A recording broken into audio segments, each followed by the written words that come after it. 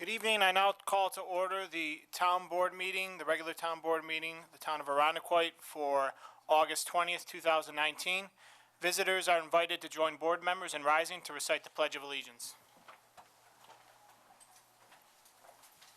Pledge allegiance To the flag of the United States of America and to the republic for which it stands, one nation, under God, indivisible, with liberty and justice for all. Roll call. Councilwoman Hushleray. Here. Councilman Perticone. Here. Councilwoman Romeo. Here. Councilman Weiner. Here. Supervisor Seeley. Here. Attorney for the town. Here. Thank you. Thank you, Madam Clerk. We have a modest agenda tonight. We have two what we call pre-agenda items. The first is swearing in of a new police officer. The second being the presentation of a proclamation from the town board. We'll get to those shortly. I do note there is a continuation of a public hearing from last month. That public hearing by town law starts at 7:35 promptly. If you wish, you can sign up for that public hearing to speak. We certainly welcome any input. If you did not sign up, we also will have public input after our pre-meeting events. And if you want to sign up, you always can, and of course, address the board on a number of items. First and foremost, on July 30th, the residents of the town voted to authorize the town board to proceed with the planned community center at Skyview on the Ridge. First of all, I want to thank all the residents who participated in the vote, nearly 5,000 of you. Regardless of which side of the issue you were on, I think we can all be proud by the robust turnout. I'm proud to live in a community that engages itself in important decisions like that. And I'm glad that we don't take our right to vote for granted, and I think you've seen other proposals in communities where turnout was not that high, so it was nice to see. I understand that the vote was close, and now it's the town board's job and our staff to execute this project and attempt to alleviate some of the concerns that were brought by the residents. Some of those concerns were rooted in a belief about what government should be investing in. I respect that. Also, for those skeptical about whether the project can succeed at the mall, it is now our mission to build confidence throughout the entire community that that can be the case. We've already started to move forward with design, and I'm very much excited about the project taking fruition in 2020, part of the growing momentum that we're seeing at the former mall. And I just would be remiss if I didn't thank the many men and women from Town Hall and our election workers who helped organize and work during the day of the vote. I was very happy with how smoothly the vote ran on the 30th, and I think that's a testament to the hard work and planning that took place in the weeks and months leading up to the election. This past Saturday, the second annual Discover Arundequoit scavenger hunt was held. This year's theme was a taste of Arundequoit, as participants in this free event were sent to several local businesses to sample their edible products, some edible, some drinkable. About 150 residents braved the rainy weather and participated. I spoke with many, and it was nice to see that they were visiting some of the businesses for the first time. That was really our intent, to get people out patroning our businesses. I want to thank the Arundequoit Realtor Group, especially Erica Walther and Elaine Pellissier, who really spearheaded the event, as well as the many businesses who participated, and we already look forward to doing this again next year. The annual Arundequoit National Night Out was held on August 7th. This is a nationwide celebration of the bond between law enforcement and the community it is sworn to protect and serve. The Arundequoit National Night Out is one of the largest in New York, so much that a few years ago we moved it to the very large Oktoberfest tent. I'd like to thank Chief Tantillo, Officer Lawden, the members of the IPD, and all our sponsors and nonprofits attending who helped make this a very special event for our community. It's mid-August, so that means Oktoberfest is coming. The big tent's up at Camp Eastman, and the town's thrilling to be hosting our 32nd annual Oktoberfest, an annual celebration of German culture, believed to be one of the largest in the Northeast. The celebration takes place the weekends of the 6th, September 6th, September 7th, Friday, September 13th, Saturday, September 14th, generally starting from noon to 11 p.m. with the exception of the first Friday. We'll be bringing back the Stein hoisting competition, including a new billiards tournament, and hosting more friendly family events during the 2 weekends. For more information, please visit oktoberfestny.com. Tomorrow we'll be having our biannual blood drive here at Town Hall. That's August 21st from 11 a.m. to 4 p.m. Walk-ins are welcome. However, if you want to make a reservation, you can call 336-6034. A reminder that Town Hall is closed Monday, September 2nd, in observation of Labor Day. As we do every month, We recognize at our monthly workshop meeting a member of our town organization with our Staff Spotlight Award. This month, we recognize Lydia Sherwin from our building department. Lydia is a familiar face to many who come to our building department. She handles a host of responsibilities, particularly code enforcement. She's a tremendously hard worker, and we are very happy to present her with that award. And I'm only doing this because she's probably home watching, making sure that we're spending our money wisely in her absence, but I'd be remiss to not point out that while she's not gone yet, Rick is here in her place because she is out for a personal matter this month. Our longtime comptroller, Annie Seeley, has announced her retirement to the board after many years in both public service and in the private sector. She's been our town comptroller for almost a decade.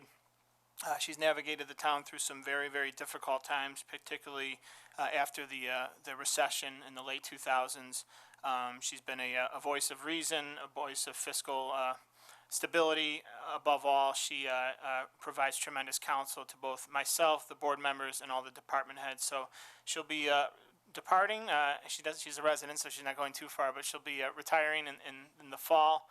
And I told her she can't slack, which she won't, because we still have to prepare our annual budget. But on behalf of the board and the community, I just want to thank Annie for her service, and I'm sure she's watching home right now, furious at me in absence. But with that, I'm now going to ask the board to join me at the podium and ask Chief Tantillo to join us up front and take over as Master of Ceremonies temporarily.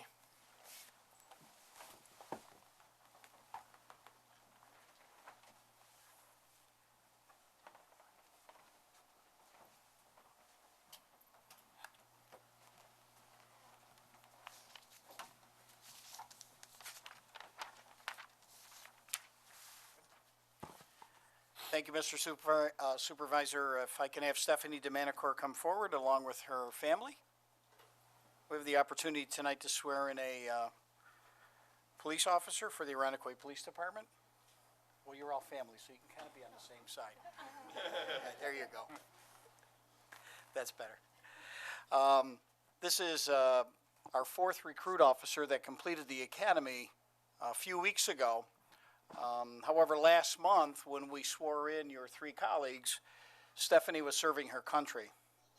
So, as a member of the New York National Guard, she unfortunately did not get to join us that night, but we're here tonight to celebrate her accomplishment and the exceptional police officer she has been and will continue to be for the Irondequoit Police Department.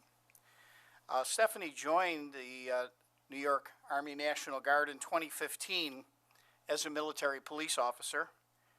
She's been trained in those tasks and skills. She was mobilized and deployed to the U.S. Virgin Islands with the New York Army National Guard to support recovery efforts for Hurricanes Maria and Irma in 2017. So she has certainly served communities in many capacities. She possesses a security clearance that was granted by the Department of Defense, current through year 2021. I don't even have one of those. She has her performance stands above her peers and was nominated for Service Member of the Year for Armed Forces Week and recognized by her supervisor as a stellar worker with unlimited potential, given more leadership responsibility and being groomed for advanced leadership positions. She has served as a security officer at St. John Fisher College. She has an associate's degree from Monroe Community College. She is a qualified military occupational skill level with the United States Army. She has certifications in Lifesaver course for combat duty, Taser certified, defensive tactics, Army combatives. She has been awarded the Humanitarian Service Award, the Virgin Islands Service Emergency Services Ribbon, and the Tennessee National Guard Individual Achievement Ribbon. As I mentioned, she recently graduated from the Monroe County Public Safety Academy, with the equivalent of our police academy. She successfully completed the academic portion of that field training, and also completed her field training requirements, and is now assigned to the 1st Platoon, which means most of us won't see her because she'll be working from 10 at night to 6 in the morning. But one additional accomplishment for Officer DeManicore is she has her own trading card, which some people have dubbed the Pyramid of Power. And those are available on the table, and if I may, considering it's a rookie card, you will autograph that, and in 20 years it'll be in mint condition, and it'll be worth some money. Mr. Supervisor. Who's holding the Bible?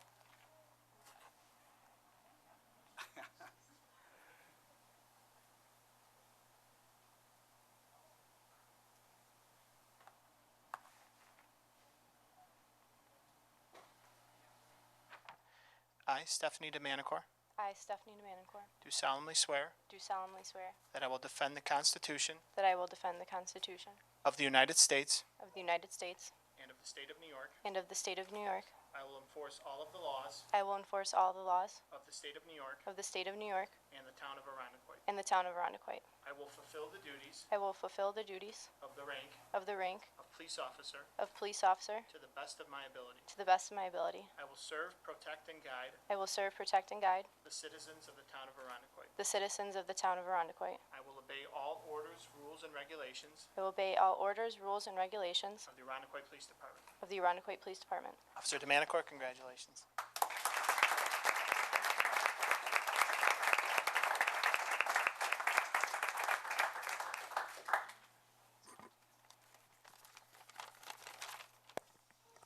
Good evening. I'm going to keep this very brief because I know we're on a time constraint here. But first off, there's a lot of people that I have to thank that are the main reason that I'm standing up here tonight. My family, for their continuous support. It would have been extremely difficult to do this without them. I'd like to thank Chief Tantillo, Captain Laird, and the Arundecoit Police Command staff, Supervisor Seeley, and the rest of the town board for hiring me, giving me this opportunity, and as well as holding this secondary swearing in for me tonight. I'd also like to thank my field training officers who are working their butts off right now. Sergeant Murphy, Officer Luby, Officer Kreiser, Officer Fitzak, Officer Borer, and Officer Cole. Thank you for being patient with me and answering my thousands of questions and for sharing your knowledge with me. Thank you to the other officers I've also worked with that I pestered with questions along the way, and there's certainly going to be more of those. Anyone who has known me knows that this is the job I've wanted since I was old enough to know what a police officer was. I also knew I wanted to work for Arundecoit, which is where I grew up. I feel very honored that my career is going to be spent here in Arundecoit. I look forward to serving the Arundecoit community and its residents for the duration of my career. Thank you.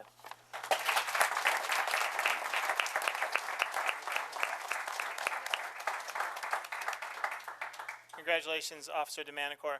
We have one more presentation, so if you're just here for the pre-agenda items, just going to politely ask that perhaps give us a few minutes while we do that presentation, and then we'll let folks leave and get on with the business of the meeting. So thank you for your cooperation.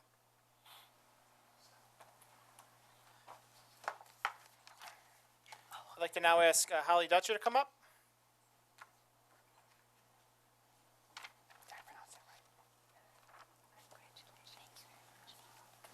So, what's that? So I apologize.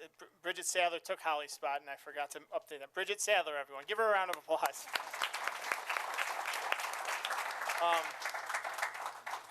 So last year, a collection of Arundecoit residents and part of the Cure Childhood Cancer Association approached the town about recognizing September as Childhood Cancer Awareness Month. The association has worked hard to raise awareness about pediatric cancer, host an annual 5K race and fun walk in Arundecoit. This year, we're again proud to recognize September as Childhood Cancer Awareness Month. Again, we will lace our trees in September with gold ribbon in memory of those we've lost to childhood cancer, and also in resolve to those who are suffering with cancer and their families. It's our honor tonight on behalf of the board to present this proclamation. I'm just going to read it in a truncated form. Whereas a great society is only as great as those organizations that perform exemplary service on behalf of their community, and whereas the Cure Childhood Cancer Association, locally based organization dedicated to serving those children in our area who are diagnosed with cancer, as part of its mission, works to increase local awareness of the prevalence of childhood cancer. And whereas it is vital that we as a community understand that there are families in our area who are fighting childhood cancer every day so that we can assist and support them in the hopes of strengthening their resolve to face this difficult disease. And whereas September is nationally recognized as the month for childhood cancer awareness, and whereas, as in all things, we as a community strive to support and show compassion to one another and hope that through our efforts, those who are facing the challenge of pediatric cancer can know they are never alone. Therefore, be it resolved that we, David H. Seeley, and the Arundecoit Town Board, on behalf of the entire town of Arundecoit, join with others across our state and nation and recognize September as Childhood Cancer Awareness Month and offer our support to the Cure Childhood Cancer Association in their efforts to raise awareness in the fight against pediatric cancer, so declared on this day, the 20th of August, 2019. So thank you again for bringing this to our attention and for all you do.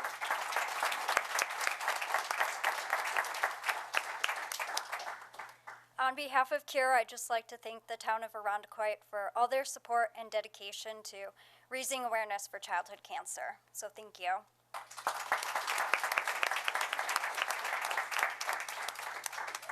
Okay, we're going to pivot. If people need to leave, if you want to leave now, I ask you to do so. We're going to pivot the podium for public input, which we're going to start as soon as possible because we have a hearing at 7:35. So bear with us for a few minutes and we'll get moving.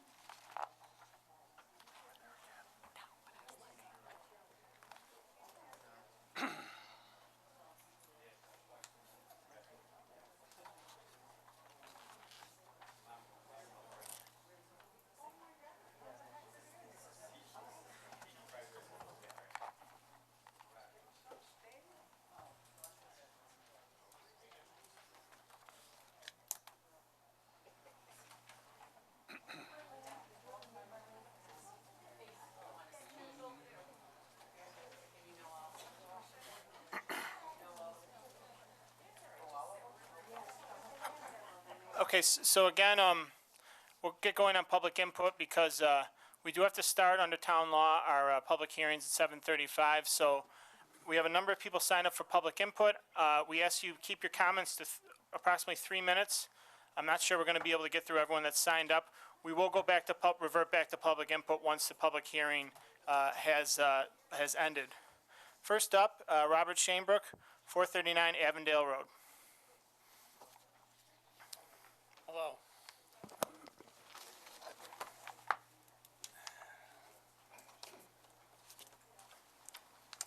There is new information, so this is the 4th month in a row I have been here before the board to make exactly the same request.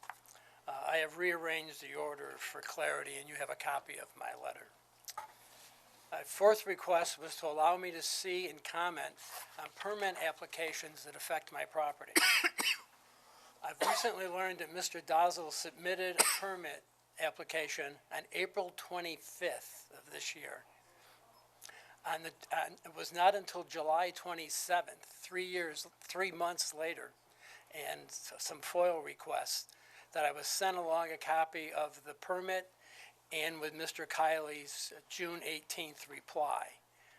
I had asked for this permit several times and told it didn't exist, but as a result of FOIL, I got a copy of it April 25th, but I didn't receive it till July 27th. My opinion on the permit application is that unnecessarily boring and the unsteep slope for a water line will accelerate the continuing slope failure and lead to an eventual water line failure. In July 2019, there were 2 more water line failures in my neighborhood in the EPOD steep slope. My opinion is based on the Arundecoit Bay Steep Slope Vegetation Management Plan. Failures along the, and I'll read from it, failures along the bay appear to have resulted mainly from man's activities on or near the slopes. This slope composition makes the slope highly susceptible to erosion. In 2006, the town received a grant to create a plan to prevent failures before they occur, noting in that report that prevention is cheaper than remediation. Disturbing the hillside is not prevention. My other request is to repair the hillside damage caused by the January 2017 waterline slope failure. This damage accelerates erosion, jeopardizing my property. The town has a copy of the 2017 Foundation PC Engineers Report that describes the multiple greater than 2 feet deep clefts in the hillside. Mr. Kiley's letter does not mention repairing the erosion at all. The other request is remove the non-conforming January 2017 on the surface water line from my property. It was placed there without my permission. I've asked it to be removed a number of times. It's been there for almost 3 years. A violation was served by the town September 11th, 2018. This is not mentioned at all in Mr. Kiley's letter. The next request is help the Irondequoit Bayfront residents extend the existing water lines that are already there. And my last is asking the town to respond to my communications. In the last month, I have received responses to my FOIL request, and I have had one request asking me for my contact information, which I provided. My other letters, emails, and phone calls remain unanswered. On the other side of the letter I've given you, there's a timeline showing that in 2017, this illegal water line was placed on my property, and I'm still trying to get it removed. I don't seem to be making progress. I did finally get a copy of the permit that didn't exist, but was filed in April. But I did receive that July 27th, so I suppose I am making some progress. Do you have any questions? You will be getting a written response to this letter within the next week, okay? Really? Yes. Previously, this hasn't happened. You've promised it, but it doesn't happen. So I'm glad Okay. you go on record saying that. I'm on record. Thank you. Can't reverse that. Okay, thank you. Vincent Majuli, Vincie, did I saw him leave, actually? Okay, I do not see Vince. We'll keep him on in case, Gary Hetzer. And just say your name and address for the record, sir. Okay. Thank you. I'm Gary Hetzer. I live at 91 Seymour Road. My wife and I have lived in this Party Hill neighborhood now for 51 years, and we are vehemently opposed to any plan that would reduce Empire Boulevard from only one lane in both ways. Here are a few reasons. Empire Boulevard is a main artery from the city to Irondequoit, Webster, and Penfield. It gets a lot of traffic now, and we believe traffic would be backed up by reducing lanes. There are several lights on Empire now. Left turns aren't a huge problem, but if you want to help that, how about just an advanced green or a green arrow? Reducing lanes seems to be going backwards. There are more cars on the road at all times, so reducing lanes makes little sense. We should look to the future to accommodate more traffic with more lanes.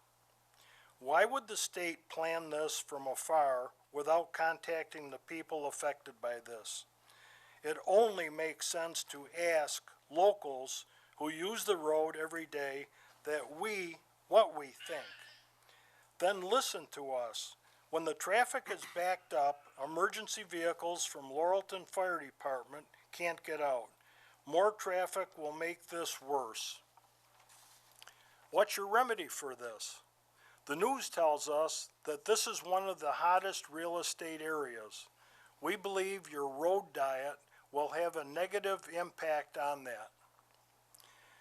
When the 104 flyover was being worked on, Empire Boulevard, 104, 590, Culver Road were all backed up so much that the area was on the traffic reports all day. I don't think you realize how busy Empire Boulevard is. And I think Chief Tantello can attest to the mess that we had during the flyover project. Everyone I have spoken with is surprised at and upset by this Empire Diet. I ask you planners and decision makers to look around and see what most of us think of this road diet idea. Remember, we are the ones who will be affected, and we vote. There are approximately 1,100 residents in our Party Hill neighborhood that will be negatively affected by this proposed diet. Thank you. Thank you, sir.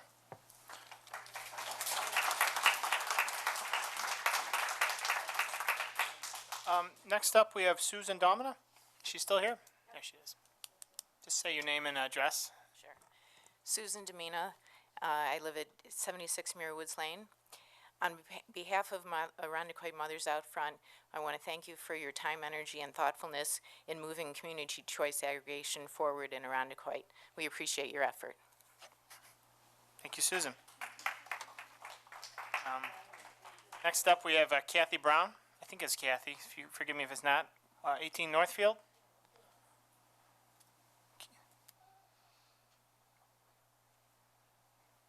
Kathy Brown, 182 Northfield Road.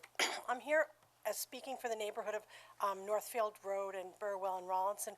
We lead into Rogers School as well as South Lawn. Recently, I did speak with a police officer, and he came down to the, so sorry. That's not the time's up alarm. We changed that last month. It was It's off, I okay. thought, but it's an emergency. That's the only reason it went off. Did you check and make sure it's not an emergency? I know what it's about. Okay, gotcha. It is an emergency. So, the signs on the street, that lead it on Oak Street, they say, no stopping anytime, no parking, 8 to 4. Many of the signs need to be painted severely. Did you say painted? Painted. I have pictures. An emergency vehicle did come down the last day of school. Officer Greenfield came down. It took him 7 minutes to get from Seneca down almost to Oak, but not quite. It's just compacted with all the parents picking up their lovely children, which is great, but some of these children could be walking. I have gone to the school district as well. Crossing guards with police presence.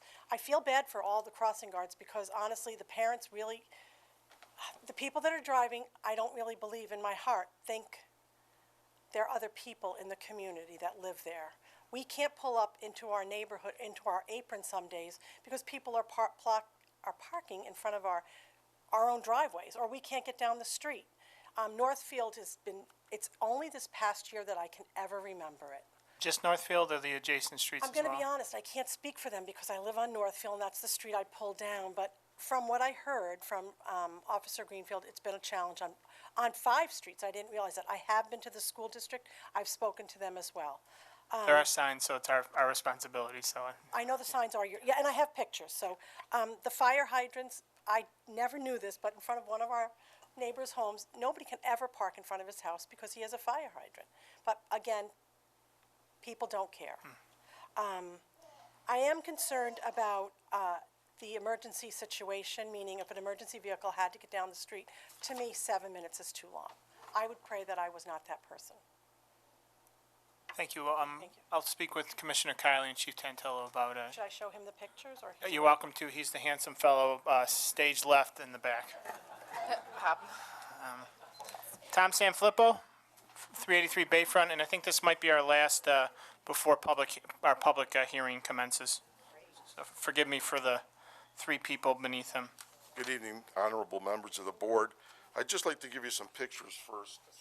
You can give them to the clerk. Yep. What we're looking at, the first picture represents a view from my sidewalk before my neighbor bought the property. You can see that there was 3 mature trees there that blocked my view of the house. Those were cut down in violation of the Irondequoit Bay Harbor Management Act. No permits were obtained. He just cut them down. The other pictures show the house in various stages of demolition, for which there were no permits were ever obtained. Until recently, I guess there's been some plans submitted and an application, for building permits. I don't really know because there's been no response to my latest FOIL request. In any event, as you know, Supervisor, I was in your office, several weeks ago to address my concerns, and I told you I had two main concerns. One, a commercial bucket lift that's been in the side yard that is viewed from my front door since last November, never having been used. When I called the town to complain about it, they said, well, there's an application for permit, and so since there's an application for permit, they can keep the bucket lift there for a year. I said, that's not what the zoning law says. The zoning law says that you can, as an exception to the prohibition against commercial vehicles on residential property, you can have construction vehicles and equipment while actively and necessarily employed in construction or other real property improvements. It's never been used once, although the house has been in a state of demolition for over 2 years without any permits being obtained. I asked that the lift, that you direct the owner to remove the lift, bring it back when he needed to use it. Nothing has happened, and this has been since last November. I also have a problem with the fact that the town issued a dock permit for the construction of a dock in violation of the zoning code. The zoning code designates a dock as an accessory structure. The code also provides that accessory structures are not permitted without a principal use lawfully existing. This gentleman bought the house in 2017, immediately began gutting the house and doing renovations to the house. We never saw permits posted. We called the town and asked if there were permits. We were told that there were.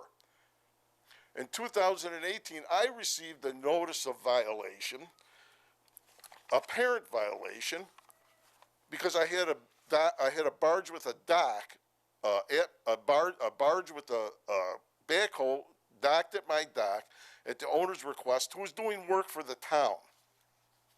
I was told that if I didn't contact the town and prove a negative, that I didn't intend to violate the building code, I would be fined and proceedings would be brought against me.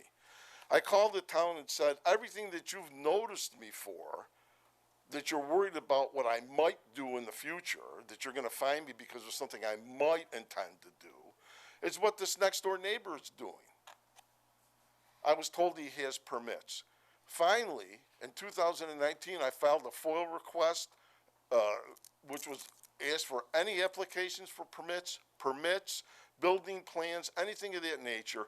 Nothing had ever been filed. This was 2 years later. That was this summer, this fall. I asked again that an application was made before the zoning board for a variance for the dock. The chairman of the zoning board at that hearing told the applicant that a permit could not be issued for the dock because there was no principal use. The principal use implies that you have to have a house that's habitable, that's occupied. That's the principal use. The applicant admitted under oath that the house had not been occupied since he bought it. And I have the minutes that show that. The applicant immediately turned around, and he was told to come back in July, and we'll see how far along you've gotten. The applicant immediately went down, applied for a permit without a variance, and was granted a permit in violation of the zoning law. It's not that I don't want the gentleman to have a permit. It's that he's been hacking away at this house for over 2 years, constantly, every night, without making progress, without permits. And I think that the house should be finished before a dock is put in. We've got the cart before the horse. The town also gave him a permit for a break wall. I don't take issue with that. That's necessary. With the high water, it's to protect the house. The dock is not necessary. Nobody lives there. I requested that the permit be suspended or retracted until the house is occupiable. As the zoning board chairman, an attorney of 35 plus years experience and who's been the chairman for quite a few years, told him you have to have a principal use. That implies you have to have a house which can be occupied. But the town has aided him in skirting the law. I don't understand it. I don't understand why I have to live next door to a commercial piece of equipment for over a year that's not being used. I'm looking at a construction yard. Ms. Sanfilippo, our public hearing is set to begin, so I just asked you to conclude your Well, remarks. could you just please address my question? Why is this happening? We have addressed it, sir. My No, you staff has haven't, been. you haven't addressed anything. Sir, You've ignored me. I'm not gonna get in debate with you back and forth. My staff has been in touch with you. I've met with you. You disagree with us, and I respect that.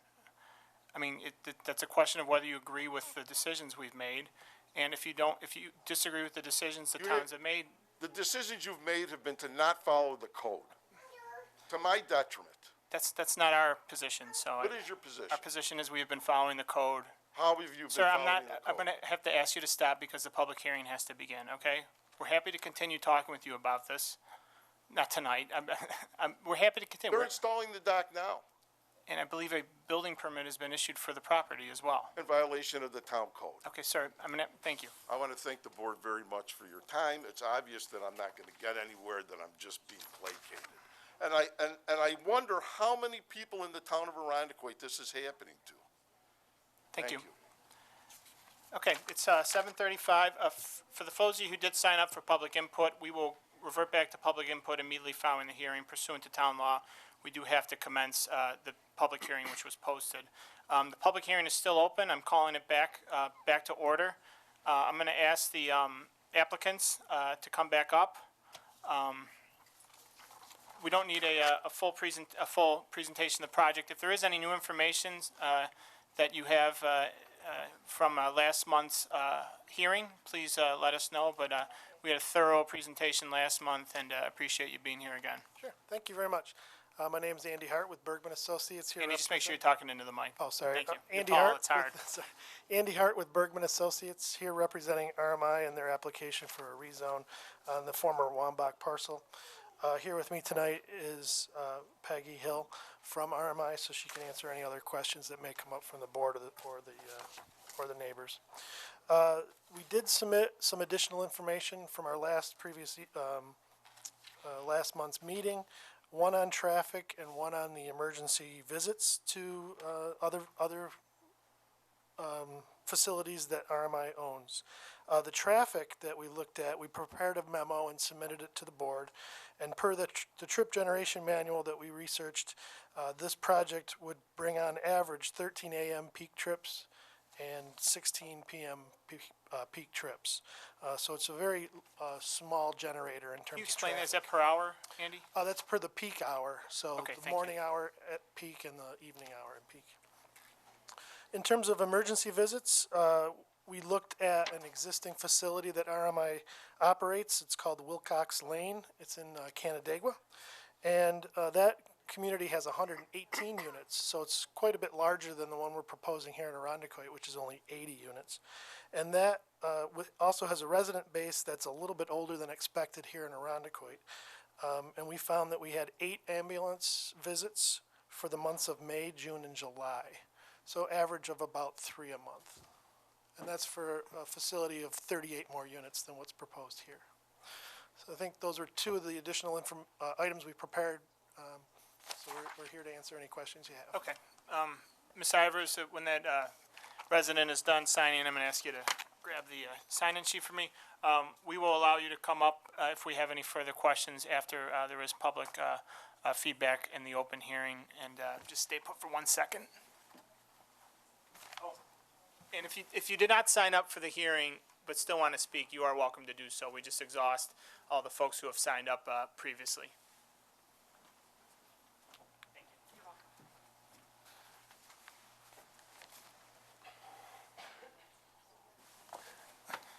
So again, this is a continuation of last month's public hearing. We have 4 people signed up, but again, if you did not sign up, you're welcome to address the board afterwards.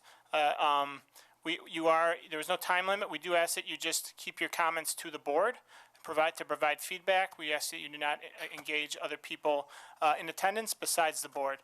With that, first up is Virginia Stringfellow, 883 Whitlock Road. God bless you. Virginia Stringfellow, 883 Whitlock Road. I was here at the last meeting, and my complaints are the same. Too much traffic, there's children, our street is too narrow, and I disagree with what he said about the ambulances and everything. Fire trucks, they're always the first one. They're loud. Police, ambulance. It's a quiet, 4 streets, very quiet, that are going to be disrupted because of this. And I am totally against it. Thank you. Thank you. Next is Tricia Fagan, 310 Carlson Drive.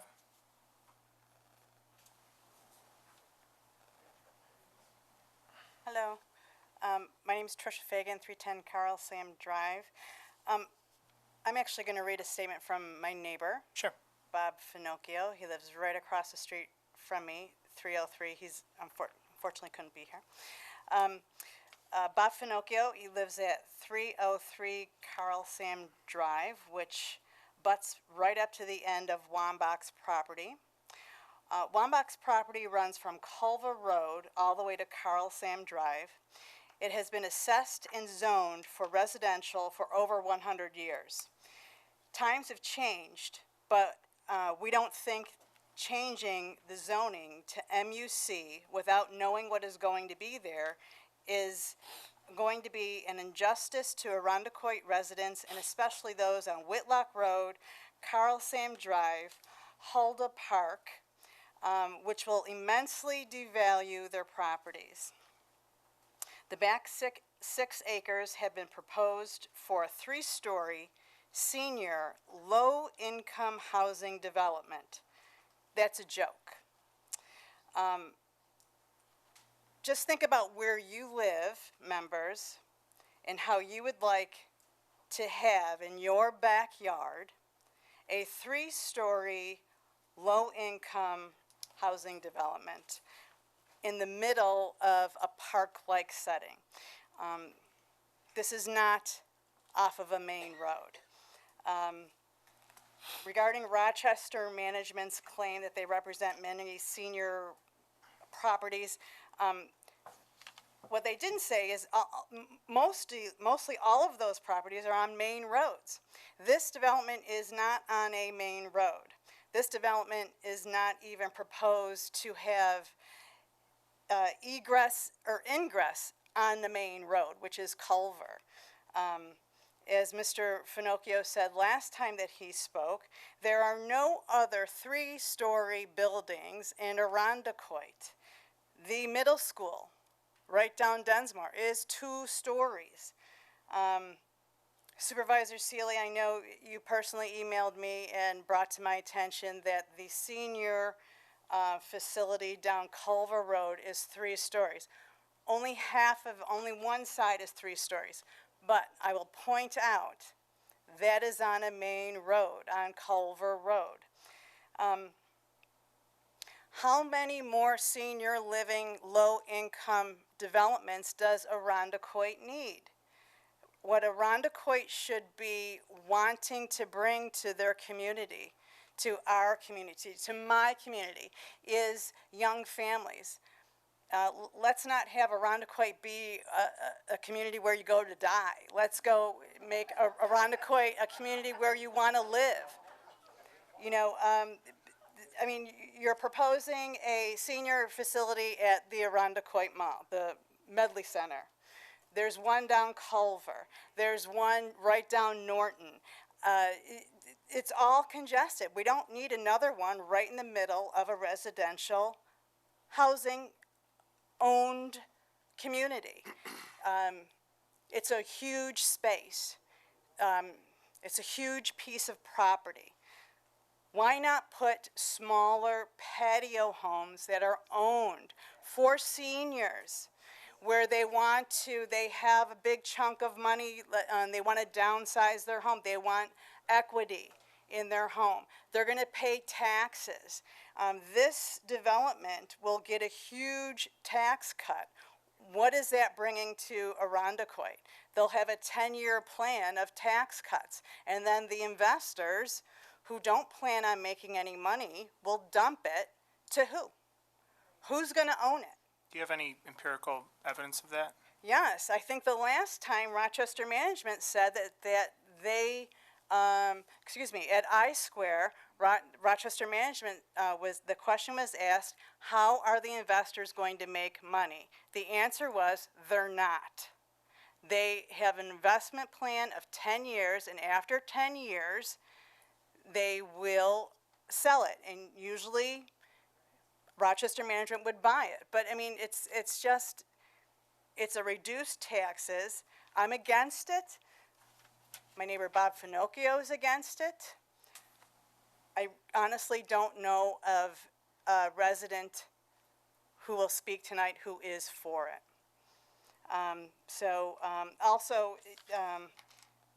Another one of my nice neighbors brought to my attention, this might be an election year. As politicians, I don't think that we need to put out there, look at the developments we're bringing to Arundecoit. These are the wrong developments for this particular area. It needs to be a smaller, owned townhomes, owned condos, owned patio homes, not subsidized, low-income rented properties. I think that's it. Thank you. Thank you.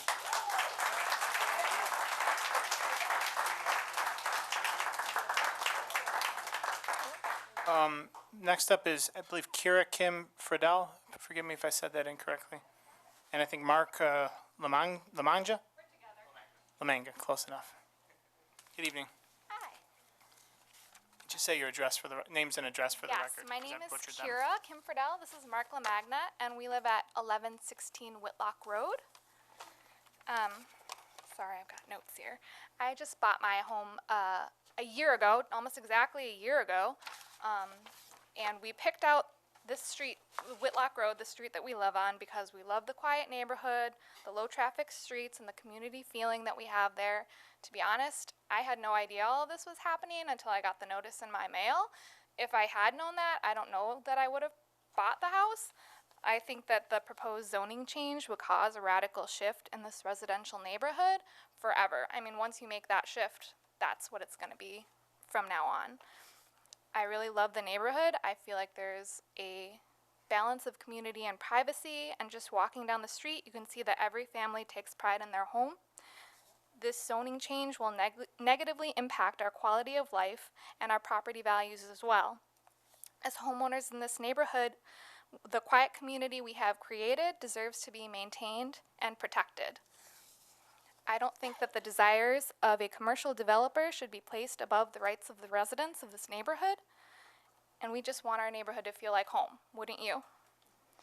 I think that as representatives of the people in this community, you should please protect our rights and our homes and do not approve this change. Thank you.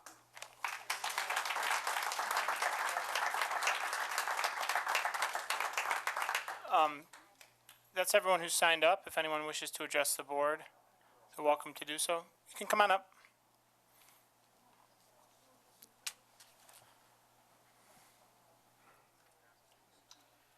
Yeah, my name is John Stout, and I live at 903 Whitlock Road. Microphone? Yes, John Stout. I live at 903 Whitlock Road, and if anybody is familiar with Whitlock, they would know my house, which is a dark blue sided house with a white trim and a new porch on front. So I invested quite a bit of money in my property, and also I plan on putting another room off the back. And I would not approve of this development. I would think of single-family homes like the other woman has suggested. I ditto what everything everybody else would say. And it is a narrow road, considering it's a residential road. There'll be much more traffic going up and down that road. But if there were single-family residences, I think that would be a compromise for development of that property if that was going to be the case. So. Thank you, sir. All right, thank you. Oh, come on up. You don't have to raise your hand. Well, I had no plan on doing this, but my name is Patricia Olandisi, and I live at 1125 Whitlock Road. And if you're saying Hulda, that is maybe 10 inches wider than your driveway or my driveway, and the turn is like on a dime, and you expect a fire engine from Culver Ridge to go down Hilda, there is no way on God's earth that a fire truck coming from Culver Ridge, coming down Whitlock, can turn onto Hilda. It's utterly impossible. It is just one tiny looking driveway, and if you go by it, it is not a street, it is just a wide driveway. It is impossible. And we, the people of Whitlock Road, which you can hear, there are many of us, we cannot see the additional traffic coming down our street. We, as it is, see just about 95% of the Kennedy Circle people coming out into Densmore and down Whitlock Road. There is no room for fire trucks, police trucks, or any emergency trucks going down our street. Thank you.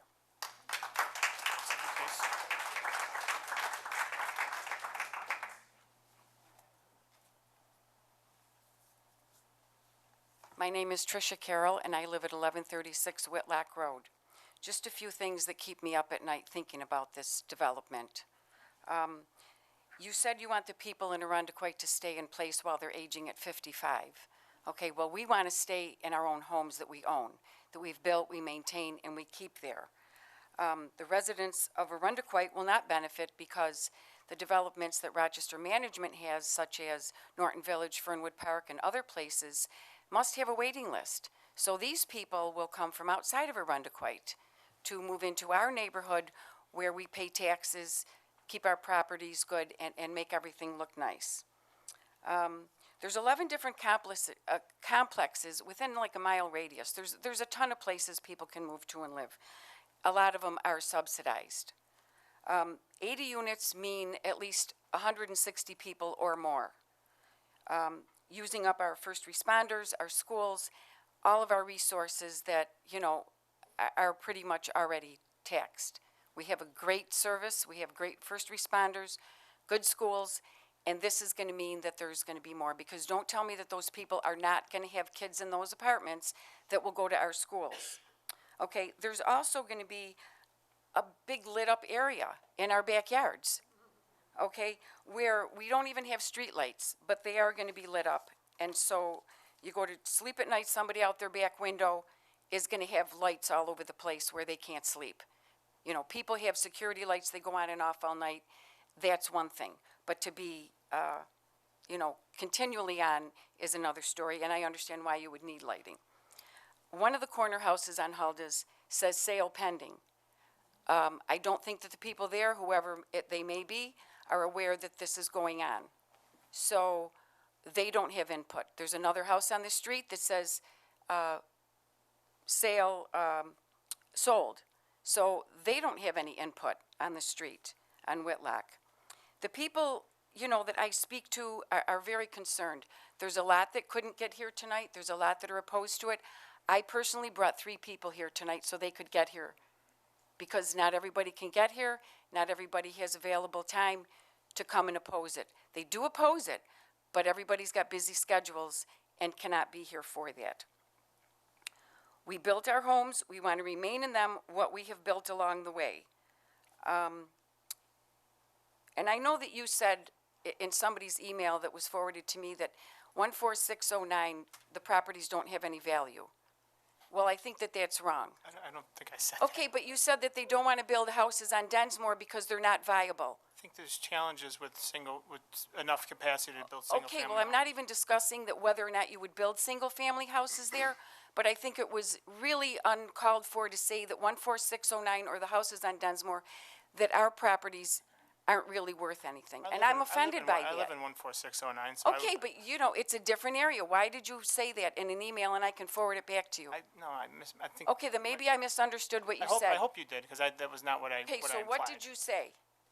If I'm understanding which email you're referring to, I said there's challenges with having enough capacity to build single-family homes in Arundecoit. That nobody wants to do it because they're not worth anything, basically, correct? Well, look, investors need to have a return on their investment. I get that, but I don't think it was your place to say that they're not worth much. So I really felt bad to read that from you. That's not what I implied, ma'am, and if you interpreted that, then I apologize. Okay, thank you very much. I appreciate that. So obviously, That's it. You know that, the Democrat and Chronicle said that 1469 is a hot area, so, anyway, Proud thank you of that, very yeah. much, and obviously you know I'm opposed to it. Thank you. Thank you.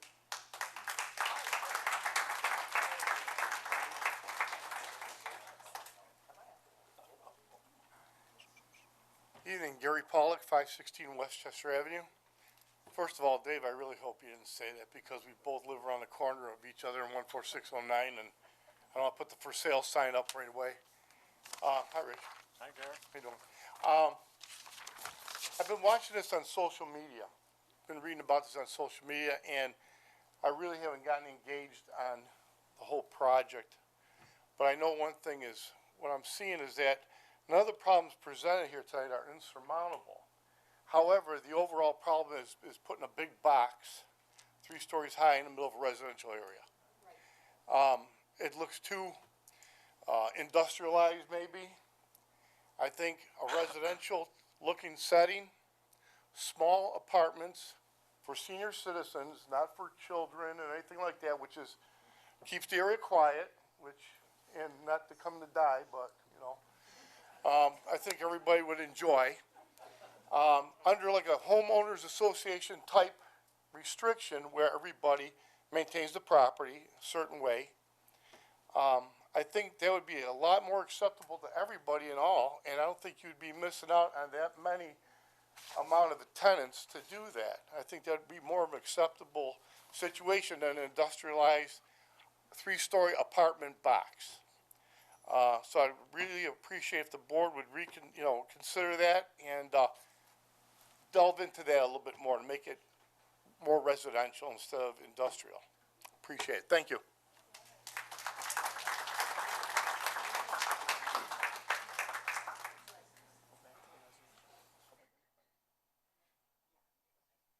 Okay, no, we'll get to a public input. Oh, go ahead, miss. All right, I am from the other side. My name is Arlene Moffett. I live at 190 High Point Trail. I am in desperate search of an apartment somewhere in Arundequoit because my family lives here. I'd like to move. I've been in my house 50 years, and I can't because every place I look, they have kids. They don't have senior housing. You're right, they don't have senior housing. Everybody says they do. The Legacy, that's not senior housing, that's independent living. That's where you pay $33,000 a year for one little apartment. That's not something I could afford. I need to go to where they have apartments, over 55 apartments. I could go to Webster and find tons of them. That's what they're building out there for their seniors, Penfield. But in Arundequoit, where is there a newer over 55 apartment building in the whole town of Arundequoit? Is there one?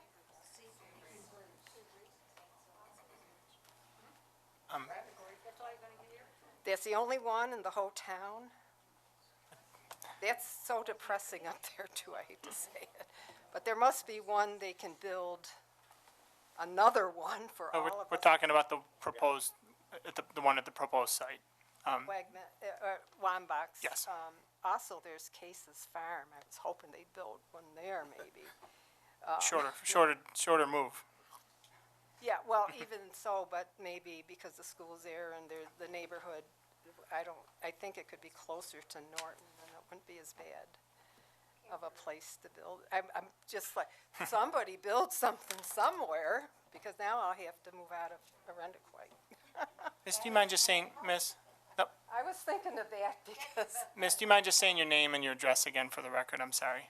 Arlene Moffett, Thank you, Arlene. 190 High Point Trail. Thank you. I didn't mean to cut you off. Feel free to continue. No, I know other people, I came for something else. I came for the Empire Boulevard thing.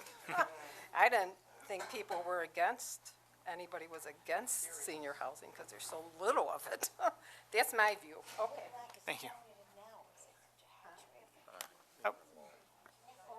If you want to speak, you can come up. Hi, I'm Darlene Quattro, 10 Carl Sam Circle West. I sent you all a letter, a very long-winded letter. I just want to say that I've lived in Arundequoit my whole life. I've lived in my house over 50 years. Carl Sam Drive and Circles are it's a dead-end, quiet, park-like setting. The last two houses that have sold on my street sold within 2 weeks to people over 70 who were retired and wanted to live in a residential, quiet neighborhood. My neighbors, there's 32 houses on my street, including the three cul-de-sacs. Everyone's over 55 except one homeowner who's here, who I won't call out and embarrass, but he's 53. Everyone else on my street is over 55. Most of them are over 70, actually, and 2 of them are very new homeowners who have only been there less than 5 years. And the reason that they chose our street is because it's quiet, it's peaceful, it's private. No one knows we're back there unless they live there or they're visiting someone who does. The seniors that live on my street, I have a 93-year-old woman who lives alone next door to me, who was the original owner who built her home, raised her children there. Her husband passed away 10 years ago, and she felt comfortable staying and aging in her home. My husband and I did the same thing. We raised our 3 children. They went to school in our district, and we just sided our house. We're remodeling our kitchen, and we plan on aging in our home. I mean, we're over 60. We're looking to retire and stay there because we love the area, we love the street, we love our neighbors. I have my aunt and uncle who live behind me, who are older than, a few years older than us, and they chose the same thing. Their children are grown and gone, and they decided to stay because it's private and it's safe, and we have a nice community back there. If we end up with a parking lot at the end of our street with floodlights and a breakaway gate, which like they have at LaCroix Court, my dad lived in LaCroix Court shortly for about 2 years, and he said, every morning he woke up to see if his car was still there. There was vandalism, there was a lot of traffic, a lot of people in and out of there. The breakaway gate doesn't keep anyone out. In fact, I think in our neighborhood, it's going to light up the end of our street, and then our street is dark. And those are the houses that are going to fall victim to, like, you know, crimes because we're dark. It's dark back there. And it's not going to be lit up like a parking lot like the end of the street is. And the 2 houses, Tricia Fagan and Bob Finocchio, who actually are right there, they have like parks in their backyard, and it's private, and there's deer back there, and that's going to be a parking lot. What's the property value? Who's going to want to buy a house that backs up to a parking lot? And then there's a 3-story building at issue. You know, that's another monstrosity. And the fact that to get out, they have to go on to Hulda Park or Carl Sam. Hulda Park and Carl Sam, I couldn't get a school bus to come on my street to pick up my kids. For 15 years, I drove my kids to school every day because I could not get a school bus because East Irondequoit told me the street's too narrow, too small, it's a dead end, and they couldn't turn around. So it was too small for that, but then this whole thing is going to open everything up and make it terrible. So that's all I have to say. I'm against the project, needless to say, as are all of my neighbors. We all feel that it's an invasion of our privacy. And if you come and look at the street, even though everyone's over 55, there's at least 2 cars in every driveway. And every house on my street is beautifully maintained by the people who live there, who are still very viable at 70 and 80 years old, and they're keeping up their homes. And we feel that that's going to be in jeopardy if this project is allowed. Thank you. Thank you.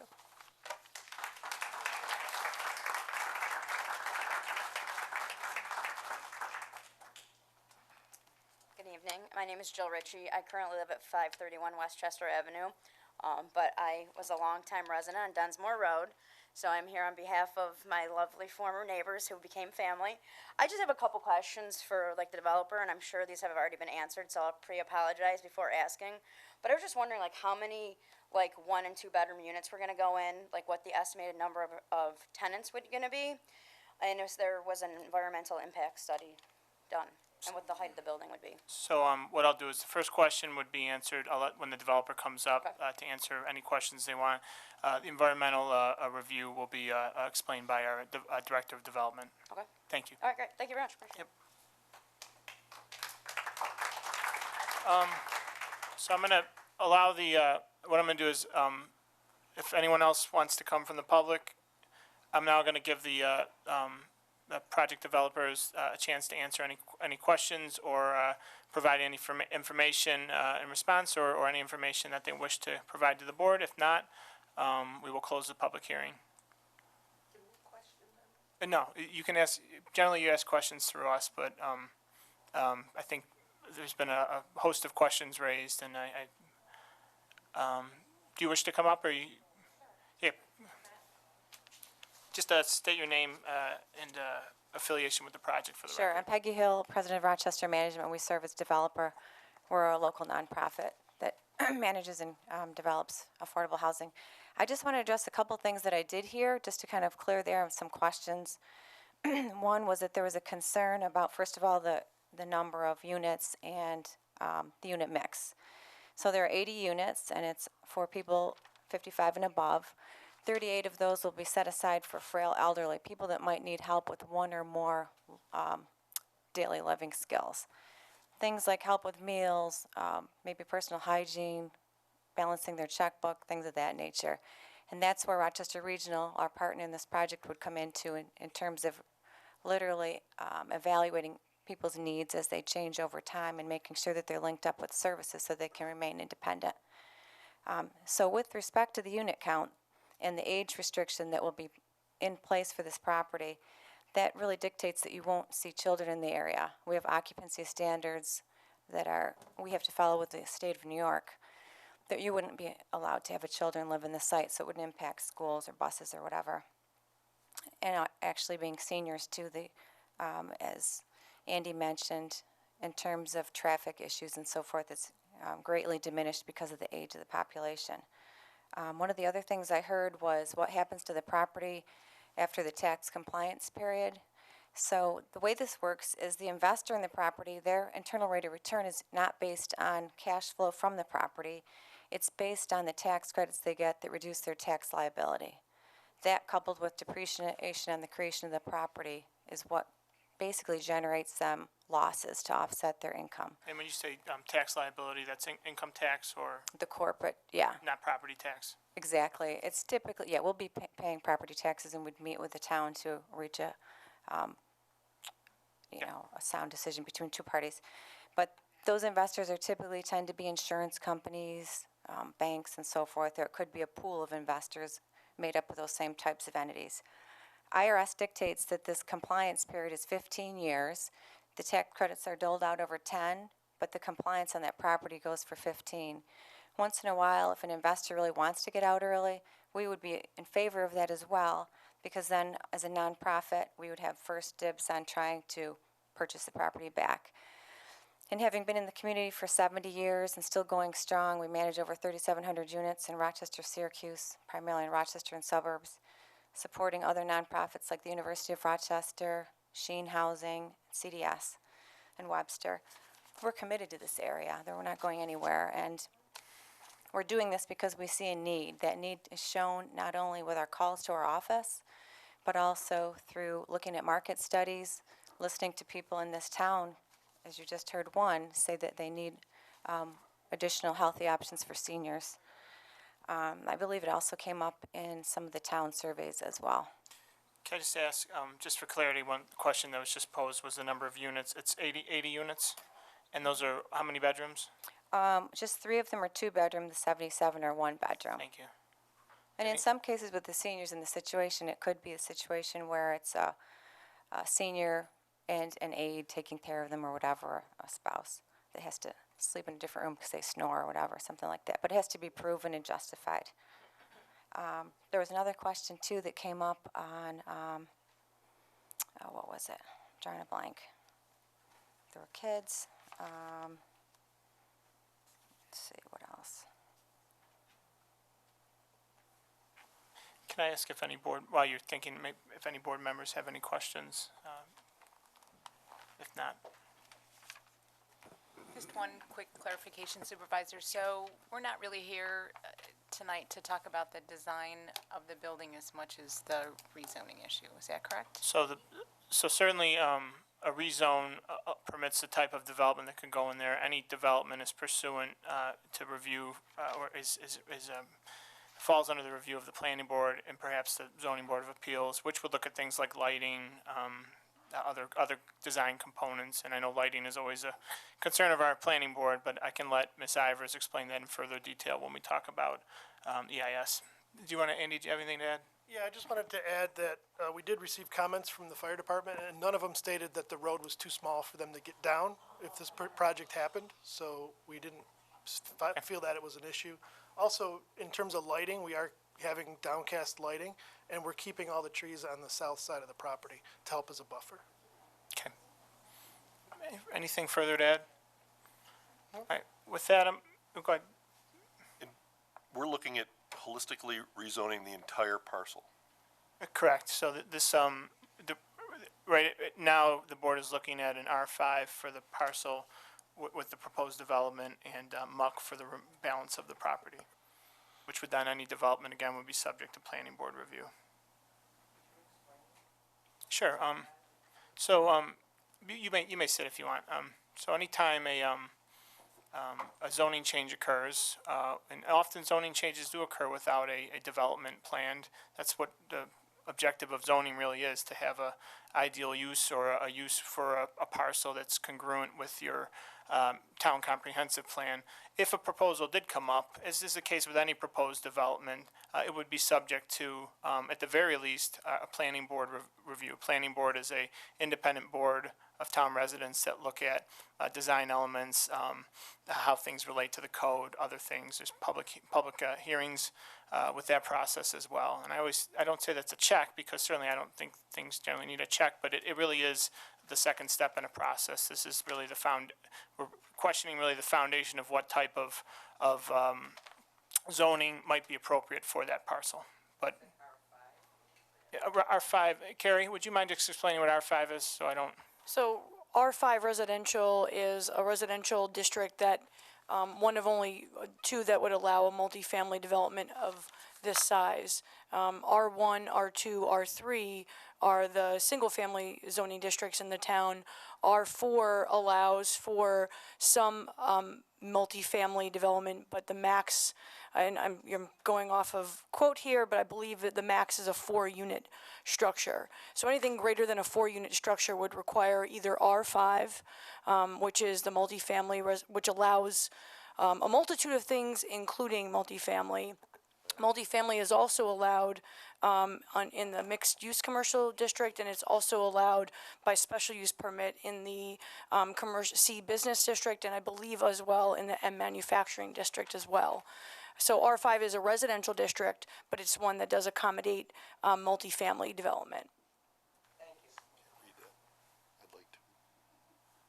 Okay, no, I'm going to actually, as I said, I'd let the developers come up and respond to the public input. I'm now actually going to take a motion to close public hearing. Moved. In a second. Second. All those in favor say aye. Aye. Opposed? The hearing is now closed. The next part of this process is to hear to consider the short-form environmental impact pursuant to State Environmental Quality Review. I'm now going to bring up that motion to allow Ms. Ivers to explain seeker, as we call it, and her narrative on that. Madam Clerk?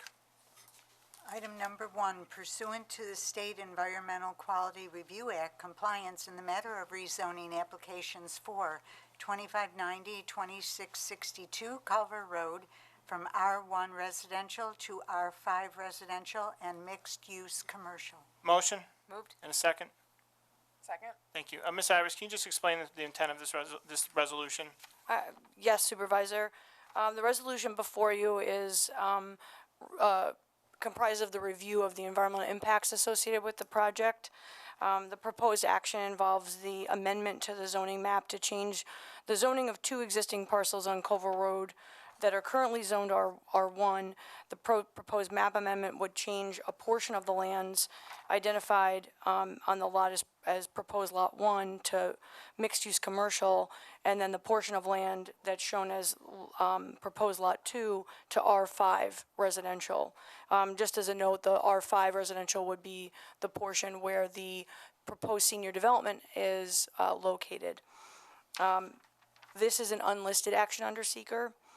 The lands involved in the proposed action are bounded to the north by I'm sorry, I apologize. They're bounded by an arterial roadway, Route 104, and then 2 residential side streets. There's a mix of uses of land in the general vicinity.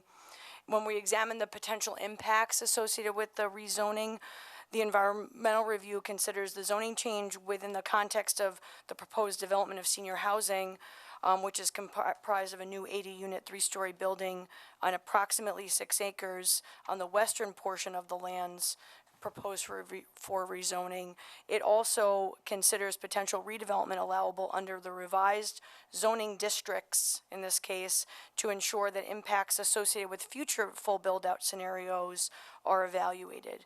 So when we consider the environmental impact, and this is, and you all have the narrative that was reviewed at workshop, but I'll walk you through it. There's part 2 and part 3. Part 2 asks to identify areas where there could be some potential moderate or large impacts that may occur. The one area that we did check that's a potential that we needed to explore was in the proposed action resulting in a change in the use or intensity of land. So in the part 3 narrative, we review that the requested zoning change will expand the type of development permitted in the geographic area, and it would expand the potential physical build-out possible on the subject parcels. So for that reason, that's why it was checked as a potential moderate or large impact. Under the proposed development project, the rezoning is going to allow for development of senior housing. The intensity of land use associated with the scale of multifamily residential development is not expected to have a significant impact on the land use and community character. The residential structure can be sited in a way that provides a buffer from existing residential development on adjacent land or adjacent parcels. Access to senior residential development would be accommodated from an existing side street on Hulda. The increase in senior housing expansion residential is consistent with the town's comprehensive master plan and the design guidelines associated with the zoning district. And when we looked at the potential impacts associated with the map amendment, we have to determine the compatibility with the comprehensive plan. There are multiple areas in the comprehensive plan outlined in the goals and recommendations, both within the future land use section, the community design section, and the general intent of the future for the town. Increasing higher density, allowing for more types of residential development, expanding senior housing opportunities and options, particularly focused on the types of housing that are available for seniors. And so the narrative provides multiple references to places in the comprehensive plan where the map change is supported. Given that the parcels are they're located in or near major arterial, particularly the portion that's being considered for mixed-use commercial, it's consistent with the comprehensive plan to allow a higher density or mixes of uses than currently is permitted under the zoning map as it currently stands. And then when we look at the any other development proposed on the rezoned parcels, proposed design of any new or modified buildings and changes to site conditions or amenities will be subject to site plan approval by the planning board. Can additionally, because of the size of the parcel, particularly with Rochester Management and potentially with other future development on the remaining portion of the site, likely the project would be subject to a stormwater pollution prevention plan, which is a very detailed New York State requirement for making sure that physical alteration of land is managed in a way that is not going to negatively impact stormwater and drainage. And so the expansion additionally any proposed expansion or development that's not been previously explored as part of this environmental assessment would be subject to an additional environmental assessment. When we looked at also potential impacts to land, I referenced back to the stormwater pollution prevention plan that will help to manage land development. Looking at potential impacts to traffic as part of the rezone, we point to the memo and the references to the Trip Generation Manual, 9th edition, that's published by the Institute of Transportation Engineers. As we've discussed in other applications and here in the town, and certainly it falls true here as well. Senior housing is not associated with a high generation of trip traffic or trip generation traffic. The applicant also provided information and testimony regarding emergency vehicle response, and the average is not something that rises to the level of being a large or moderate impact that would need to be examined further. We look at the impacts to utilities and energy use. The property is served and can be served by existing resources. They can be expanded to meet the site.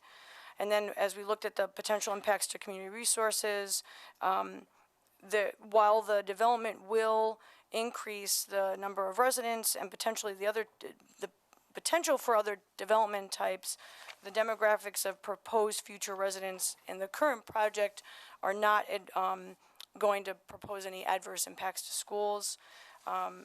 The traffic memo submitted by Bergman Associates indicates the ambulance calls or emergency services calls were an average of 3 per month, which does not pose an adverse impact. And then during site plan review, any future issues related to emergency services, fire access, or anything along those lines would be mitigated or could be mitigated and addressed during site plan review, which is pretty common practice to improve site development to meet those requirements. The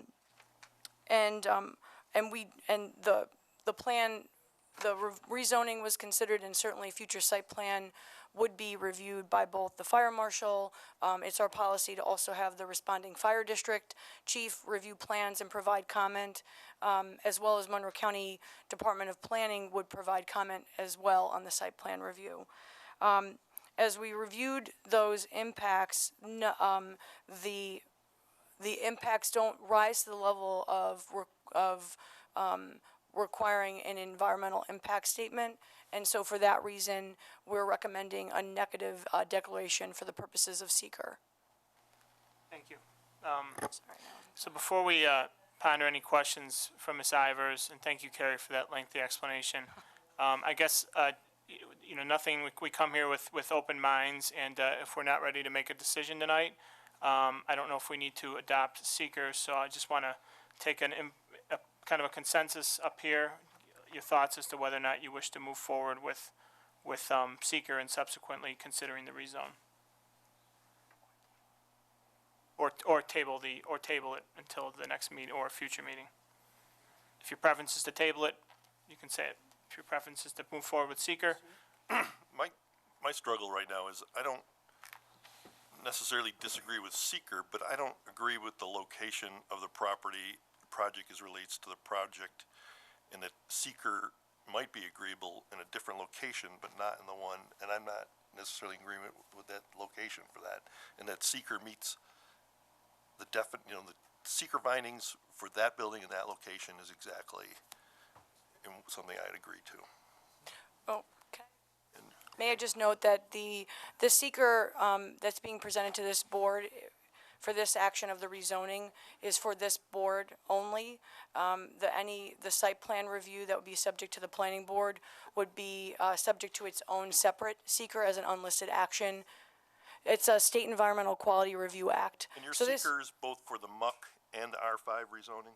It's for the rezoning of the entire parcel, yes. I still think MUC is a little bit, and I understand we got R5 and MUC. I'm not necessarily in agreement with it. MUC is correct for the remainder of the parcel. I know what we're trying to do out there. It's more of a planned development, but I mean, I'm struggling with the whole thing that I understand that the MUC allows for the freedom to create a comprehensive plan. I understand that R5 is what's appropriate for multifamily senior. I don't think that is necessarily in general, that location, that specific location, I'm not in favor of per se. What are the alternates? And I haven't seen any alternate studies, and I know we're not the planning board. And I know in these rezonings, we get in these chicken and egg arguments that what comes first. Does the planning come first, or is the planning document sort of thought out in order to get the rezoning in place? I mean, I was on the planning board for many years as one of my kind of complaints that, which comes first. and they're not holistically looked at in its entirety. And I know our purview is one thing and theirs is another, and we're somewhat compartmentalized, and I'm probably speaking around the issue too much, but to me, there's too much. So do you wish to table it, Councilman Weiner? Yes. Okay. If you wish to table it, you're free to say. If you feel comfortable moving forward, that's fine. Not with any final determination, just to consider the resolution in chief. I would concur with tabling it. I would like to table. Okay. Resolution is tabled. The hearing is closed. The board reserves the right to act or amend the proposed zoning proposal, but for now, we have decided to table the resolution, and we'll move on, possibly in a subsequent meeting, possibly not. So, public hearing is now closed. Thank you, everyone, for your input. And if you, here's what I'll ask. If you're here just for the public hearing, I'm just going to ask you to clear out. It's probably a beautiful evening outside. We do have public input now that we have to revert back to. So if you do want to converse, that sound does come in here easily. I'd ask maybe that we have a beautiful empty parking lot right now that might be more suitable. So thank you very much.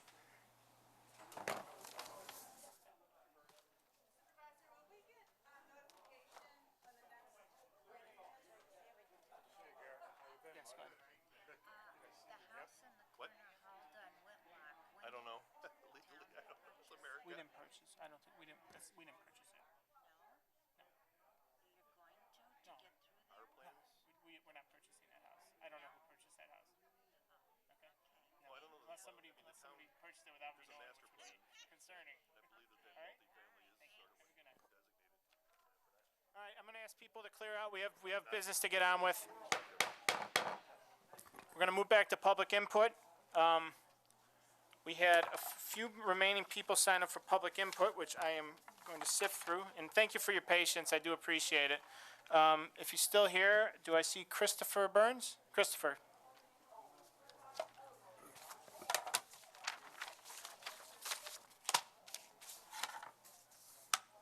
You, the proud, the ones that are still here. Good evening, everyone. Christopher Burns, 90 Kinnery Drive. I am here tonight to reiterate my request from last month, specifically that this town board get engaged with residents and stakeholders to compel the New York State DOT to go back to the drawing board with the Empire Boulevard reconstruction plans. I've been talking with neighbors, distributing informational flyers, raising awareness of the DOT's plans, and it turns out, not surprisingly, most people had no idea that any of this reconstruction business was going to be going on, besides just talk of repaving Empire Boulevard in 2020. Nope, sir. Sir, you can't. Got to leave the doors open. Oh.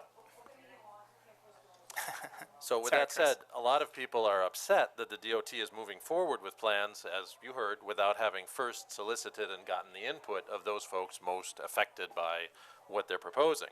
So following the poll I mentioned last month on the Arundecoid Facebook group, I've put up 2 petitions online for folks to sign. Of course, one in support of the current plan, and the other looking to have the DOT reconsider and recast its plans.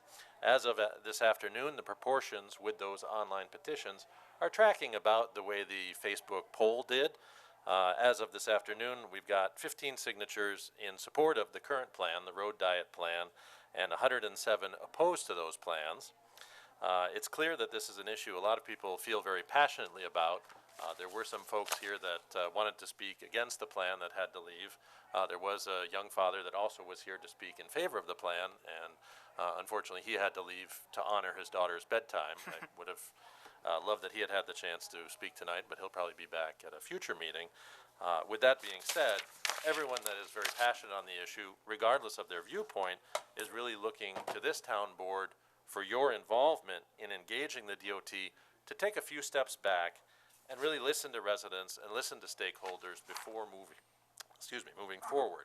That being said, I would like to thank everyone, again, some who had to leave, who has gotten involved in this issue on a resident basis, a stakeholder basis, a grassroots basis, whether by responding on Facebook, signing the petition, sending in letters and emails, making calls, or those folks that have spoken. You know, this is what getting residents involved in not only government, but kind of what's happening in our community looks like.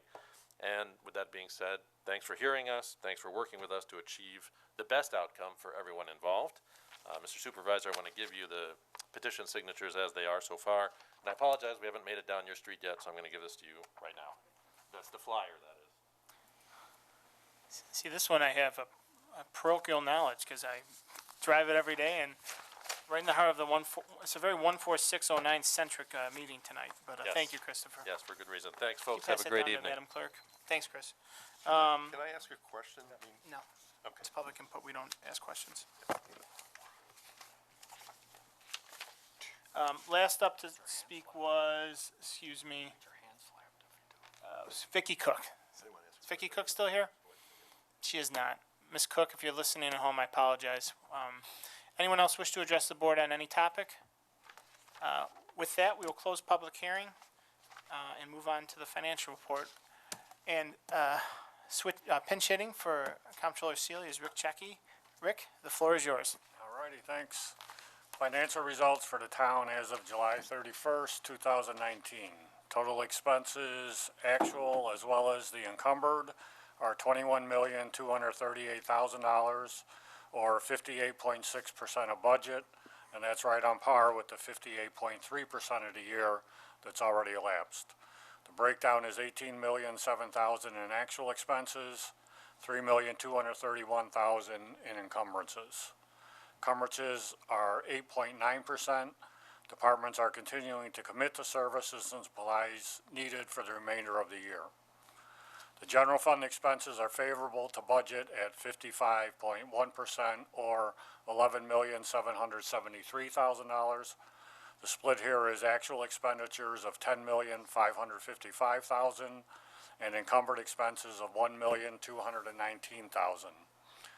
Contained within the general fund encumbrances are installment debt for equipment leased by the solid waste and police departments, information technology projects and services, attorney's fees, and other contracted expenses throughout the town. Included also are the 2019 projected but unexpended energy costs of the general fund street lighting accounts. Jointly, the highway fund's expenses are greater than the percent of the year that has elapsed at 67.3%, or $3,932,000. These costs are typically driven by salt, gas and fuel, road work and paving services, and materials such as oil and stoning and asphalt, as well as equipment parts. During July, Highway 1 realized sizable road work and paving expenditures, as well as paving material encumbrances for the rest of the season. Expenditures in the library are 60.3% of budget, or $1,556,000. The current overrun is attributed to the annual bond anticipation note payment of $545,000 for principal interest on the new consolidated library. The unfavorable impact of this payment will gradually decline and level off before year end. Sewer fund expenses of $2,344,000 are 57.5% of budget. Expenses in stormwater drainage total $731,000, or 57.6% of the budget. Included in drainage now is a $386,000 encumbrance for a new sewer Vector truck. We're underscoring again that the expenses excluding encumbrances for the town, as well as the three major funds, are less than the percent of the year that has elapsed. 58.3% of the year has elapsed. Actual expenditures percentage, again, that excludes encumbrances, for the town is 49.7%. General fund is at 49.4%. Sewer is at 52.9%. And for the collective highway funds, 45.6%. Revenue received in the general fund is $14,008,000, or 66.8% of budget. Real estate taxes total $11,090,000. Pilot payments in lieu of taxes are $197,000, or 90% of the budget. Recreation program fees are favorable at 82.3% of budget to date, or $266,000. First quarter mortgage tax of $249,000 has been received, and that amount is 30.5% of that budget. 2 months of sales tax of $638,000 is received, and other sources of revenue are ahead of budget at 63.7%, and the other major 2019 revenue items are not yet due to be received. Regarding the entire town, $26.3 million, or 74.3% of revenue, and appropriated fund balance have been received to date, and approximately 17.2 million of that amount is real estate taxes. At the end of July, the library has received $2,506,000, or 97.1% of its budgeted revenue. 76.5, or $4,340,000, is in for the highways. Sewer has received $4,022,000, 99.4% of that fund's budget. Drainage has received $764,000, or 72.5% of that budget.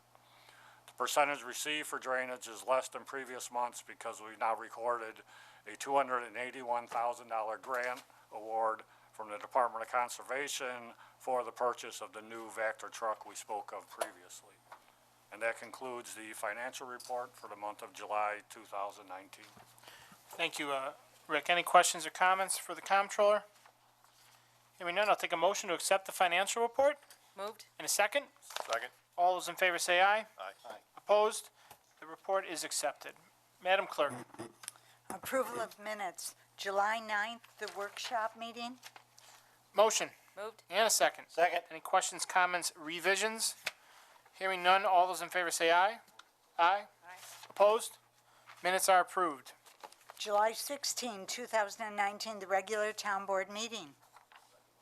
Motion. Moved. In a second. Second. Any questions, comments, revisions? Hearing none, all those in favor say aye. Aye. Opposed? Minutes are approved. July 26, 2019, the special town board meeting. Motion. Moved. In a second. Second. Thank you. Any questions, comments, or revisions? Hearing none, all those in favor say aye. Aye. Opposed? Minutes are approved. Madam Clerk, we can now move on to item for board action number 3 under Human Resources. Item number 3, authorizing the appointment of a director of recreation. Motion. Moved. In a second. Second. Okay, this resolution is one I'm proud to advance. Can we just try and keep it down in the audience, please? I'm very happy tonight to advance to the board for their consideration the appointment of Katrina Hall as our Director of Recreation. Before that, I just will call on Mr. Vanette for process getting us up to this point. Thank you, sir. This is a competitive civil service title, and due to the vacancy, we certified a list from Monroe County, and we received the eligible list, canvassed it, and Katrina Hall is reachable on that list. Thank you. So, we, since my tenure here, and certainly as when I was a council member as well, our our Bureau of Recreation under our Department of Public Works or Community Services grew tremendously, and that was largely under the stewardship of Katrina Hall. You know, as we've evolved and grown our Department of our recreation programming, the board made the decision earlier this year to amend town law to create a separate Department of Recreation. Certainly that is mindful of the continued growth and that continued growth that we'll see at our future community center. And we were happy to interview 2 qualified applicants, and both of which were very capable. But frankly, I thought Katrina, we already know her, but frankly, even if we didn't know her, she really knocked it out of the park. And her enthusiasm, and I get to see it on a day-to-day basis, but I think the residents feel it throughout town because we do have a great recreation department that does enhance quality of life. So I'm very happy to advance for the appointment of Katrina Hall to the Director of Recreation. Any questions or comments? Hearing none, all those in favor say aye. Aye. Opposed? Resolution is adopted. Katrina, you can wave. I see you back there. She still has work to do. Normally you get appointed and you're done for the night, but we have work to do still, Katrina. Madam Clerk, item number 4. Authorizing a promotion to working foreman. Motion. Move. In a second. Second. Mr. Vanette, and then Mr. Kiley, explanation, please. Thank you, sir. Due to a vacancy in the Public Works, Commissioner Kiley asked me to post for the position of working foreman. We did post that according to the civil service guidelines and the collective bargaining agreement. After several interviews, he determined that the most qualified candidate is Joseph Manissi. Thank you, Director Vanette. Good evening, Town Board. Very happy to put forth the name of Joe Manissi, Joseph Manissi, to the Town Board this evening for promotion to the position of working foreman within the Department of Public Works. Mr. Manissi is a 19-year veteran employee, town resident of the town of Arundecoit.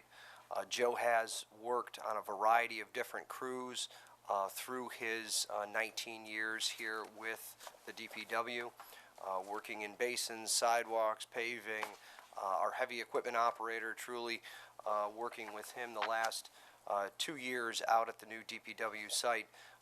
If he's on an excavator, if he's on a bulldozer, Mr. Manissi has certainly proved himself to the entire department and to the town as a whole.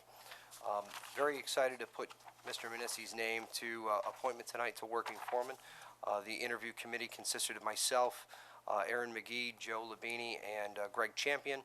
We interviewed three very qualified candidates. Always the most difficult decisions with regard to these situations, but it was clear and evident to the committee that Mr. Manissi was the candidate that we were going to put forth to Town Board. So very pleased, very excited, and happy for him and for the department as a whole to put his name to Town Board this evening. Thanks, Bob. And so I've gotten the pleasure of working with Joe. Joe's been in a leadership post within the department as the head of the blue-collar unit, and this is obviously a position of leadership, and Joe did a tremendous job in that role, which I know is not easy because I've served in capacities like that. I've known Joe earlier in life, first on our Little League team, and then chasing him around when he was at Eastridge and I was at Arundecoit, unsuccessfully albeit, but I really, Joe's done a tremendous job, and it seems like everywhere I am, and I see him working, and certainly the new highway department, he's left his mark on. I don't know if we're going to name the berm after him, but he, if he knows what's in there. So, but I was, and I said this at workshop, but I on many occasions got compliments from our contracted workers there, the non-town workers. It's just, not just Joe, but in particular Joe and other members of our town DPW. What a great job they were doing. But Joe certainly left his mark over there, and very happy to support this tonight. And we thank you for staying around. we tried to get to the appointments earlier in the meeting. Tonight was a little challenging. Any further questions? Hearing none, all those in favor say aye. Aye. Aye. Opposed? Resolution is adopted. Mr. Manissi, please stand up. Wave to the crowd at home. Very nice. Before we move on and before we get too late into the meeting, we did close the public hearing. My preference would be to keep the public hearing open to allow for more comment to continue. Council informs me we can do that. We can move to keep the public hearing open even though it was closed. We will make a decision if we want it at a later future time. We can elect to not move forward with it. However, I do want to just give the opportunity for more public comment if needed and continue the process of the rezoning. Board members, okay keeping it open? Yes. Okay. So I'm going to move to reopen the public hearing on the matter of rezoning at 2590 and 2662 Culver Road from R1 residential to R5 residential to be held at 7:35 at the regular town board meeting on September 17, 2009. Move. Someone make that motion in a second. Second? And also, we'll note just an amendment to that, it will continue to consider a rezone of the rest of the parcel to MUC. So the parcel where the development is in question, R5, the rest of the parcel is in MUC. We have a motion and a second. Any questions or comments? Hearing none, all those in favor say aye. Aye. Aye. Opposed? The motion is adopted. We will provide proper notification, and I will talk to Carrie about the most appropriate way to do that. We want to make sure residents are aware of possible future pending action. The resolutions were tabled, but tabling them does reserve the right to reconsider them. So with that, we will move on. And Madam Clerk, we will go to item for board action number 5. Authorizing attendance to the International Association of Chiefs of Police 2019 Annual Conference and Exposition. Motion. Move. In a second. Second. Thank you. Chief, explanation, please. Thank you, Mr. Supervisor. The resolution before you is permission to attend this training conference. It is within our training budget. It would be for me to attend this event. It lists a variety of workshops highlighting best practices associated with active shooters, combating human trafficking, community engagements, de-escalation, and other use of force-related concepts as we move forward with that. Reality-based training, recruiting a diverse police force, and the cultural competence in policing, among many others. Thank you, Chief. Any questions or comments? Hearing none, all those in favor say aye. Aye. Opposed? Resolution is adopted. Madam Clerk? Item number 6, declaring surplus items and authorization of auction of said items. Motion. Moved. And a second. Second. Thank you. Chief, explanation? Thank you, Mr. Supervisor. The resolution before you would be to declare 4 police vehicles within our fleet as surplus and be made available for auction, as well as 2 desk and 5 divider cages. The vehicles are beyond their useful life, and based upon the recommendations of the mechanical staff at the DPW that they be auctioned. The 2 desks are no longer useful, and the 5 divider cages we can no longer use due to the change in fleet vehicles for police units. Thank you, and we are sad to see them go, but our Chief of Police has deemed these no longer serviceable to the town. Any questions or comments? Hearing none, all those in favor say aye. Aye. Opposed? Resolution is adopted. Item number 7, authorizing the Chief of Police to enter into a memorandum of understanding between the Monroe County Sheriff's Office and the Arundecoy Police Department, accepting New York State Division of Homeland Security and Emergency Services grant in the amount of up to $25,000. Motion? Moved. And a second? Second.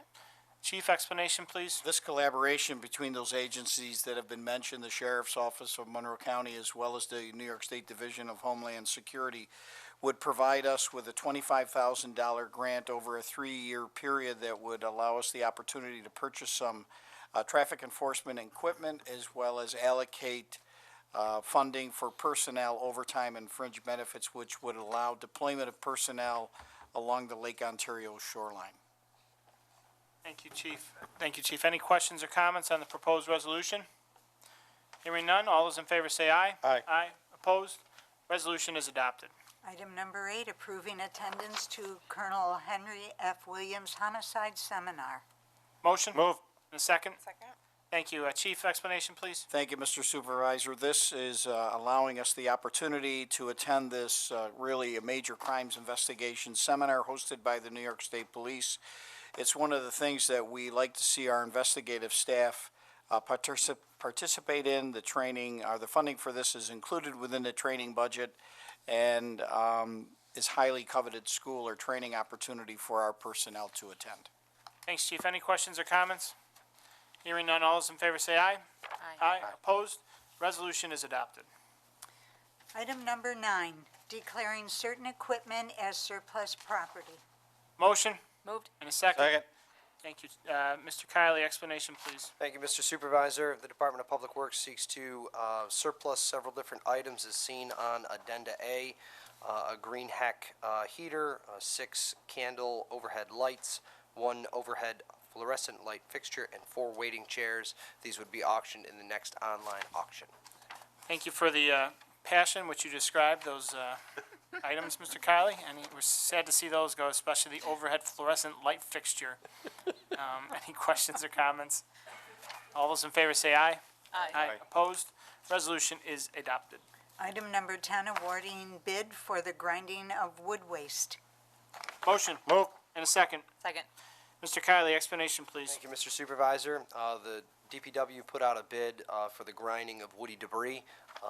All of the wood collected roadside during brush pickup, all of the trees we cut down through our maintenance throughout the year needs to be ground up. In the spring of each year, through a memorandum of agreement, the County of Monroe does 1 grind for the town, 5 days, 1 week worth of grinding. We need to have that wood waste ground twice a year. As such, we put out a bid. The lowest responsible bidder is SM Galvin LLC, also known as Green Renewables, at the charge of $65 per 100 yards of chip material. How many 100 yards do we actually generally Annually, we produce about 20,000 chipped yards. 20,000. So in the fall, we anticipate 10,000 chipped yards. Thank you. I'm not doing math right now. Okay, any questions or comments? Hearing none, all those in favor say aye. Aye. Aye. Opposed? The resolution is adopted. Item number 11, awarding bid for the purchase of a forklift. Motion. Moved. And a second. Second. Thank you. Mr. Kylie, explanation. Thank you, Mr. Supervisor. The DPW put out a bid for a new forklift. The lowest responsible bidder for the forklift was Swift Lift, Inc., in the amount of $26,072. The funding was made available as we were authorized to move towards the auction in the spring. We did not see any vehicles in the auction, thus we repurposed those dollars within the budgeted accounts and making this expense. Thanks. Any questions or comments? Hearing none, all those in favor say aye. Aye. Aye. Opposed? Resolution is adopted. Item number 12, pursuant to the State Environmental Quality Review Act with respect to an agreement for internet services with Greenlight Networks LLC. Motion. Moved. And a second. Second? Thank you. Mr. Kylie, why don't you explain this resolution and the subsequent resolution? Very good, sir. So the next two resolutions are linked. The first is the State Environmental Quality Review for the license agreement that we will have with Greenlight Networks LLC, and the second is the authorization for the supervisor to enter into this agreement. 2 months ago, I came before the board for a similar license agreement. Due to some issues and ultimately some miscommunications on Greenlight's end, I come before the board with a revised agreement. This agreement would allow Greenlight to occupy 20 square feet within the town's IT room for purposes of their hub.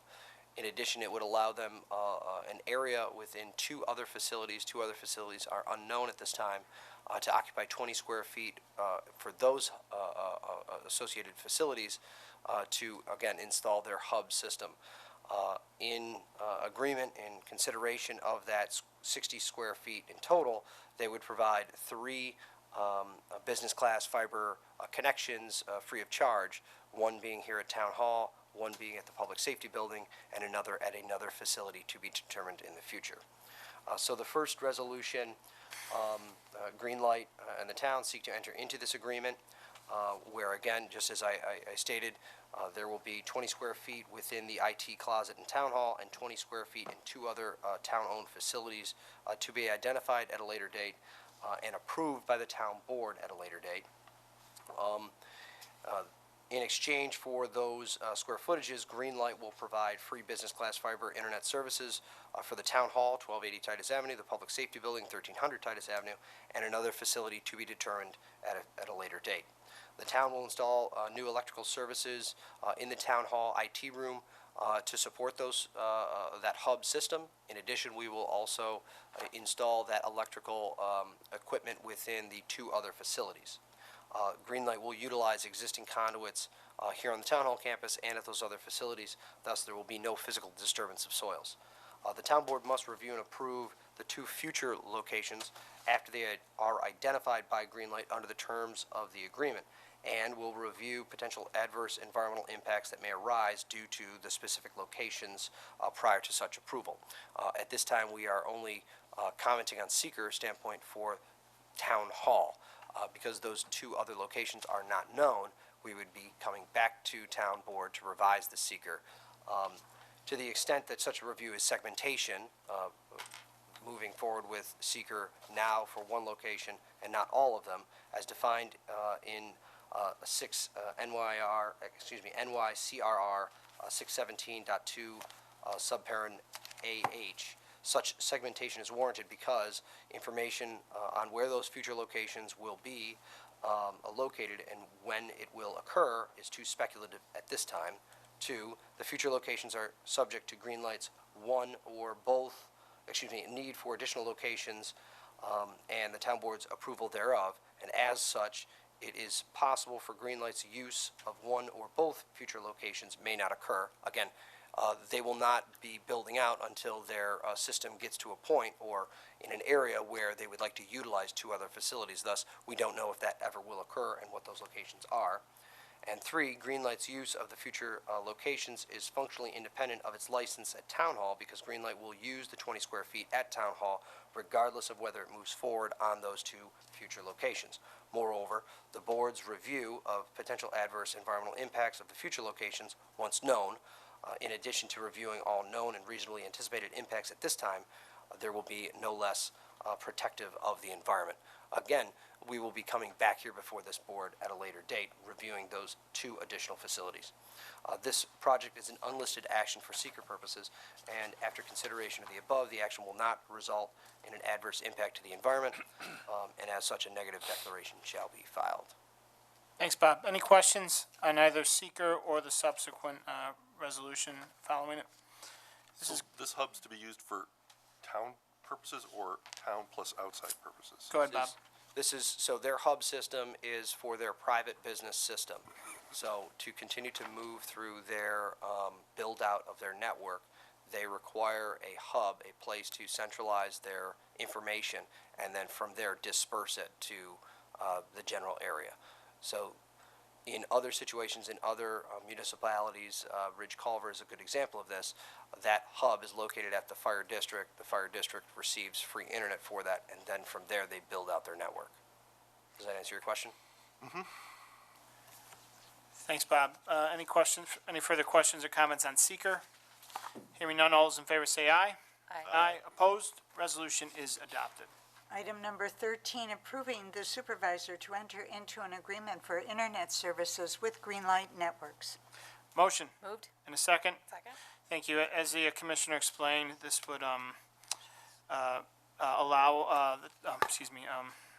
the town to enter into an agreement with Greenlight Technologies to license areas in exchange for free internet service to the town hall, public safety building, and one other town facility to be determined by the town board at a later date. And I thank Bob and for the work, and this is a good thing for the community, and that high-speed internet is something that's people are seeking and is good for any community, but also has the I don't want to say reciprocal effect, but the benefit to the town in that it is providing the town with higher speed internet, and we've been challenged over the years with internet speed, so hopefully this will help remedy those challenges. So with that, any questions or comments?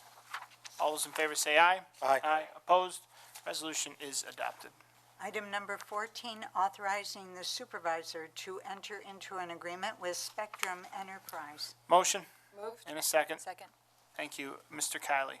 Thank you, Mr. Supervisor. Speaking of internet, the next resolution here before the board is also regarding internet services, specifically to McAvoy Park, Camp Eastman, Pine Grove, and Town Hall. Earlier this year, the town moved forward with a bid to approve Relcom for phone systems here at Town Hall and at all facilities.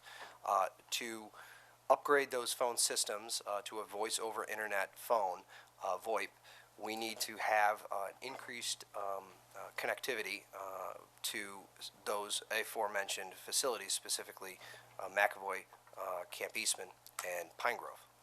The current facilities are connected via internet at such a low bandwidth that our voice-over internet system for our phones would not function. As such, Spectrum, we seek to contract with Spectrum to increase the bandwidth of the internet at those 3 facilities to allow our internal communications with those facilities to occur. So the resolution before the board this evening would be to contract with Spectrum in an agreement for 60 months to provide internet services at those 3 facilities, again allowing them to communicate with Town Hall. Thanks, Bob. Any questions or comments? Hearing none, all those in favor say aye. Aye. Aye. Opposed? Resolution is adopted. Item number 15, rejecting all bids for the demolition of 2 residential houses. Motion. Moved. And a second. Second. Commissioner Kiley, explanation, please. Thank you, Mr. Supervisor. The resolution before the town board this evening would be to reject all bids. We went out to bid for the demolition of 2 houses here in town. The bids came back with one low bidder in the amount of $80,000. After review and consideration, we looked to change the bid specifications and put this back out to bid to garner better interest in these 2 projects, and as such look to reject bids, and we'll be back here in September to award. Thanks, Bob. Thanks for your continued work on this. Sometimes tearing things down is just as hard as building things, so I know it's challenging, and hopefully next month we'll have resolution. Any questions or comments? All those in favor say aye. Aye. Aye. Opposed? Resolution's adopted. Madam Clerk? Item number 16, authorizing the supervisor to enter into a contract for the Senior Ladies Golf League banquet. Motion? Moved. And a second? Second.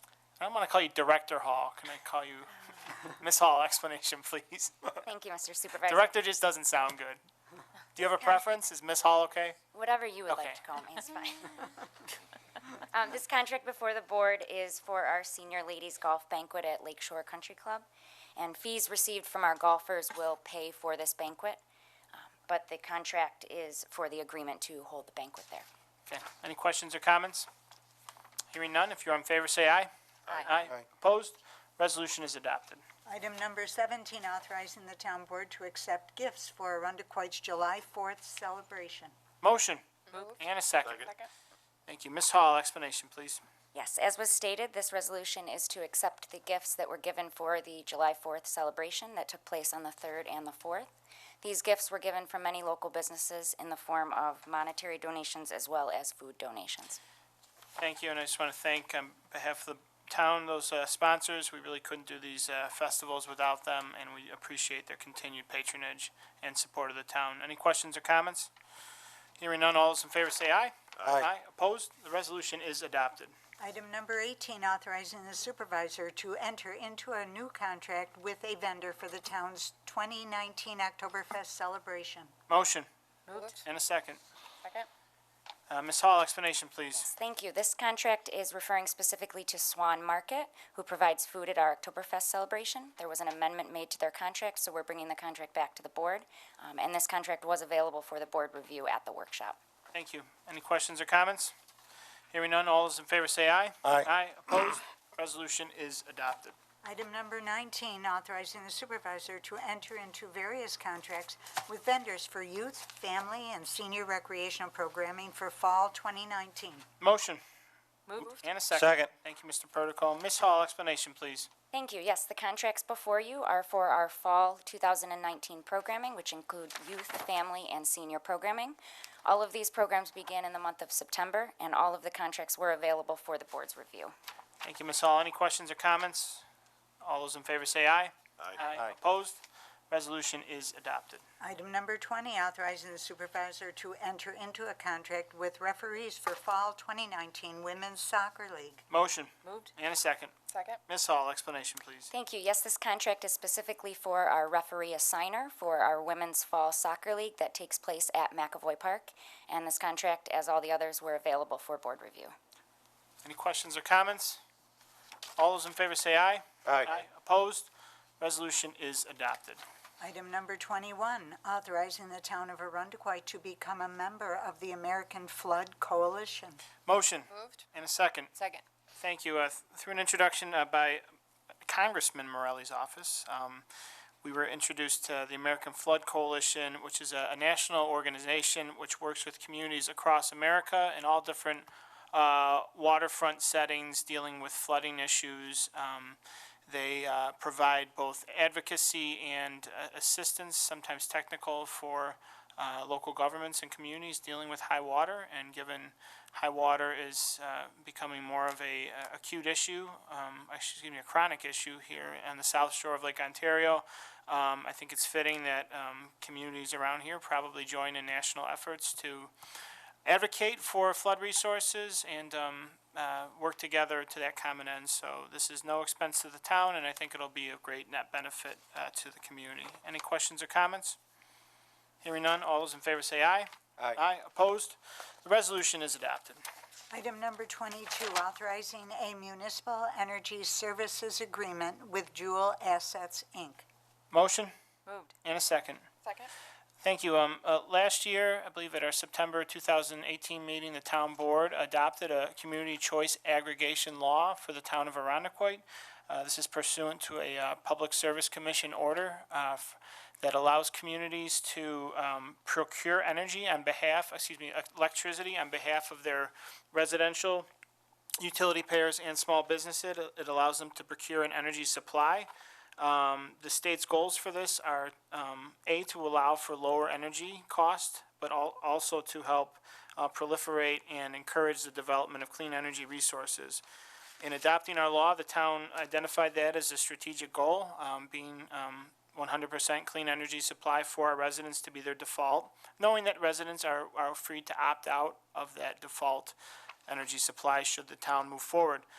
Subsequent to that, in December of 2018, we adopted a resolution authorizing the town to enter into a memorandum of understanding with the towns of Pittsford, Brighton, and the village of Pittsford, which would allow us to enter into a joint procurement process with those municipalities to contract with a CCA administrator, which is required, is permitted under the PSC order. The role of that administrator is to both educate the public about CCA, but also serve as a broker to help procure and solicit bids for an energy supply that matches the priorities and strategies of the municipality. We put out a joint request for proposals in April of 2019 and solicited 3 bids. We interviewed 2 qualified firms. One was Juul Energy, which operates under in a partnership with a local local LLC known as Rocktricity, and the other was Good Energy, which is a national firm which has done CCA throughout the country. Both were very much qualified. In the end, it is the decision of the RFP interview committee, which consisted of, at least for the town, Ms. Romeo and attorney to the town Smith, that we recommend that the town enter into a municipal energy services agreement with Juul. And I'll say this, both were very qualified and both would do a very good job representing the interests of the town. Juul really is very well prepared and I think more closely aligned with the goals of the town to procure a clean energy supply. Good Energy is equipped to do this. However, this is not central or the central driver of their business model. Also, we felt Juul, I think, has a very innovative method of procurement whereby they have been successful in procuring a energy supply, not the delivery cost, but energy supply cost that is lower. And they've done this in Westchester County and are doing this right now in the Mid-Hudson. So this is another step in the process. We would then now enter into a contract with Juul.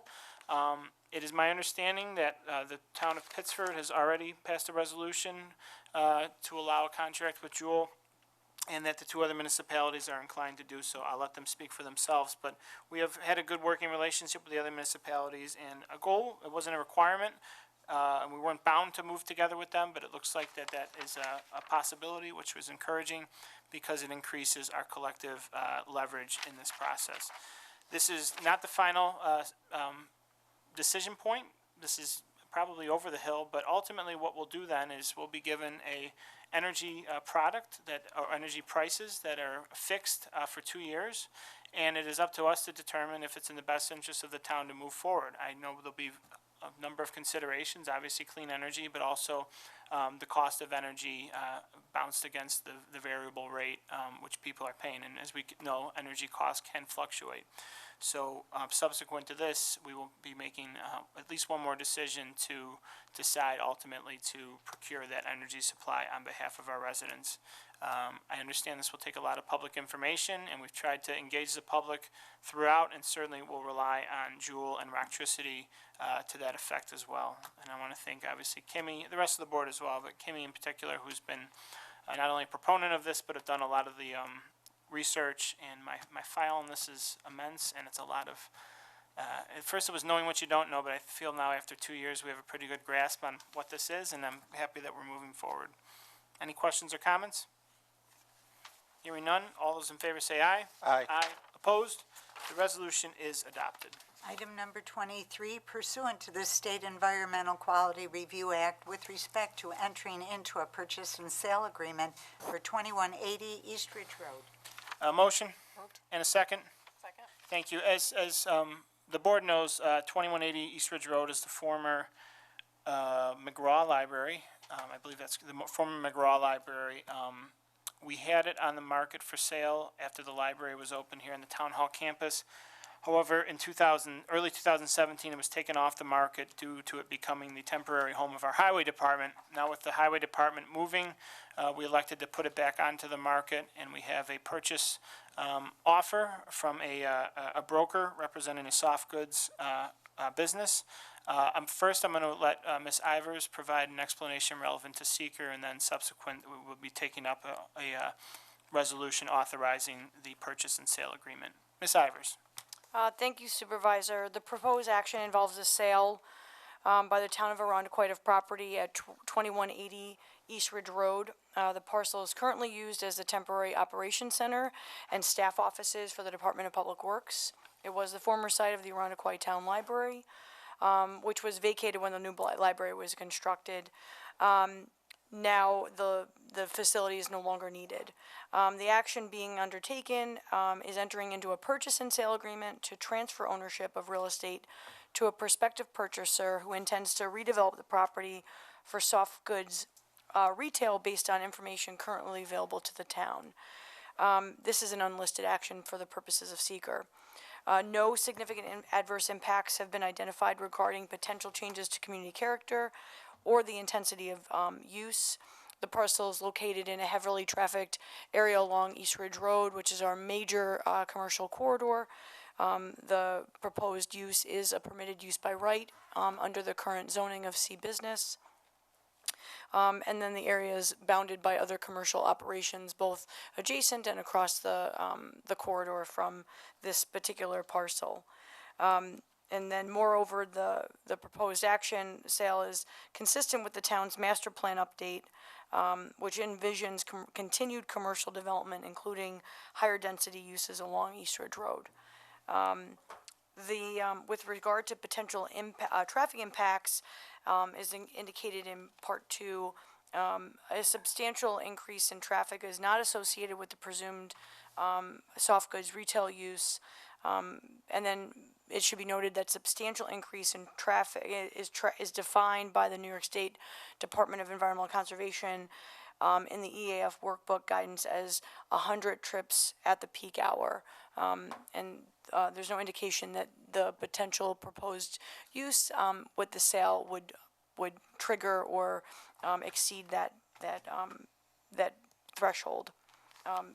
Based on traffic counts obtained by New York State DOT's traffic data reviewer, the daily average traffic is approximately just over 4,600 vehicles per day, and with the peak travel times to and from that site, there's not a significant change in the intensity of traffic with respect to the current use as an operations center for the Department of Public Works or as the former use as a library. So there's not a significant change as far as traffic impacts.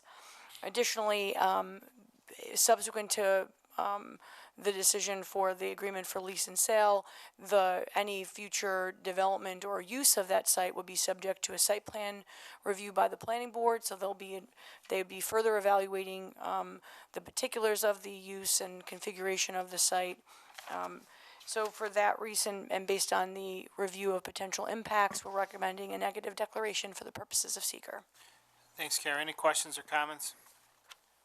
Hearing none, all those in favor say aye. Aye. Opposed? Resolution is adopted. Number 24, authorizing the entering into a purchase and sale agreement for 2180 East Ridge Road. Motion? Move. And a second? Second.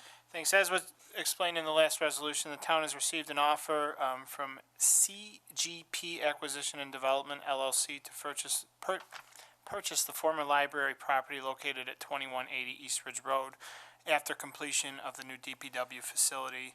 And this resolution would authorize myself as supervisor to enter into a purchase and sale agreement with that LLC in such form approved by the attorney for the town. Any questions or comments? Hearing none, all those in favor say aye. Aye. Opposed? Resolution is adopted. Item 25, approving the special event license for Point Pleasant Firemen's Association Firematic Tournament. Motion? Move. And a second. Second. Thank you. just would authorize special event license for the Point Pleasant Firemen Association's annual Firematic tournament to be held Saturday, August 24th, with a rain date of Sunday, August 25th. That might be the first rain date we've ever had in a resolution. Through Monday, August 26th, at the Point Pleasant Firehouse Training Grounds, and all conditions that affected residents will be notified. Any questions or comments? Hearing none, all those in favor say aye. Aye. Opposed? Resolution is adopted. This concludes our body of work. Unless I missed something, Madam Clerk, I don't think I did. I think you hit them all. All righty. Next board meeting, next workshop meeting, is Tuesday, September 10th, 2019, 4 p.m. here in the Broderick Meeting Room. The next regular town board meeting will take place Tuesday, September 17th, 2019, at 7 p.m. here in the Broderick Meeting Room. I will now take a motion to adjourn. Moved. And a second. Second. All those in favor say aye. Aye. Opposed? Meeting is adjourned.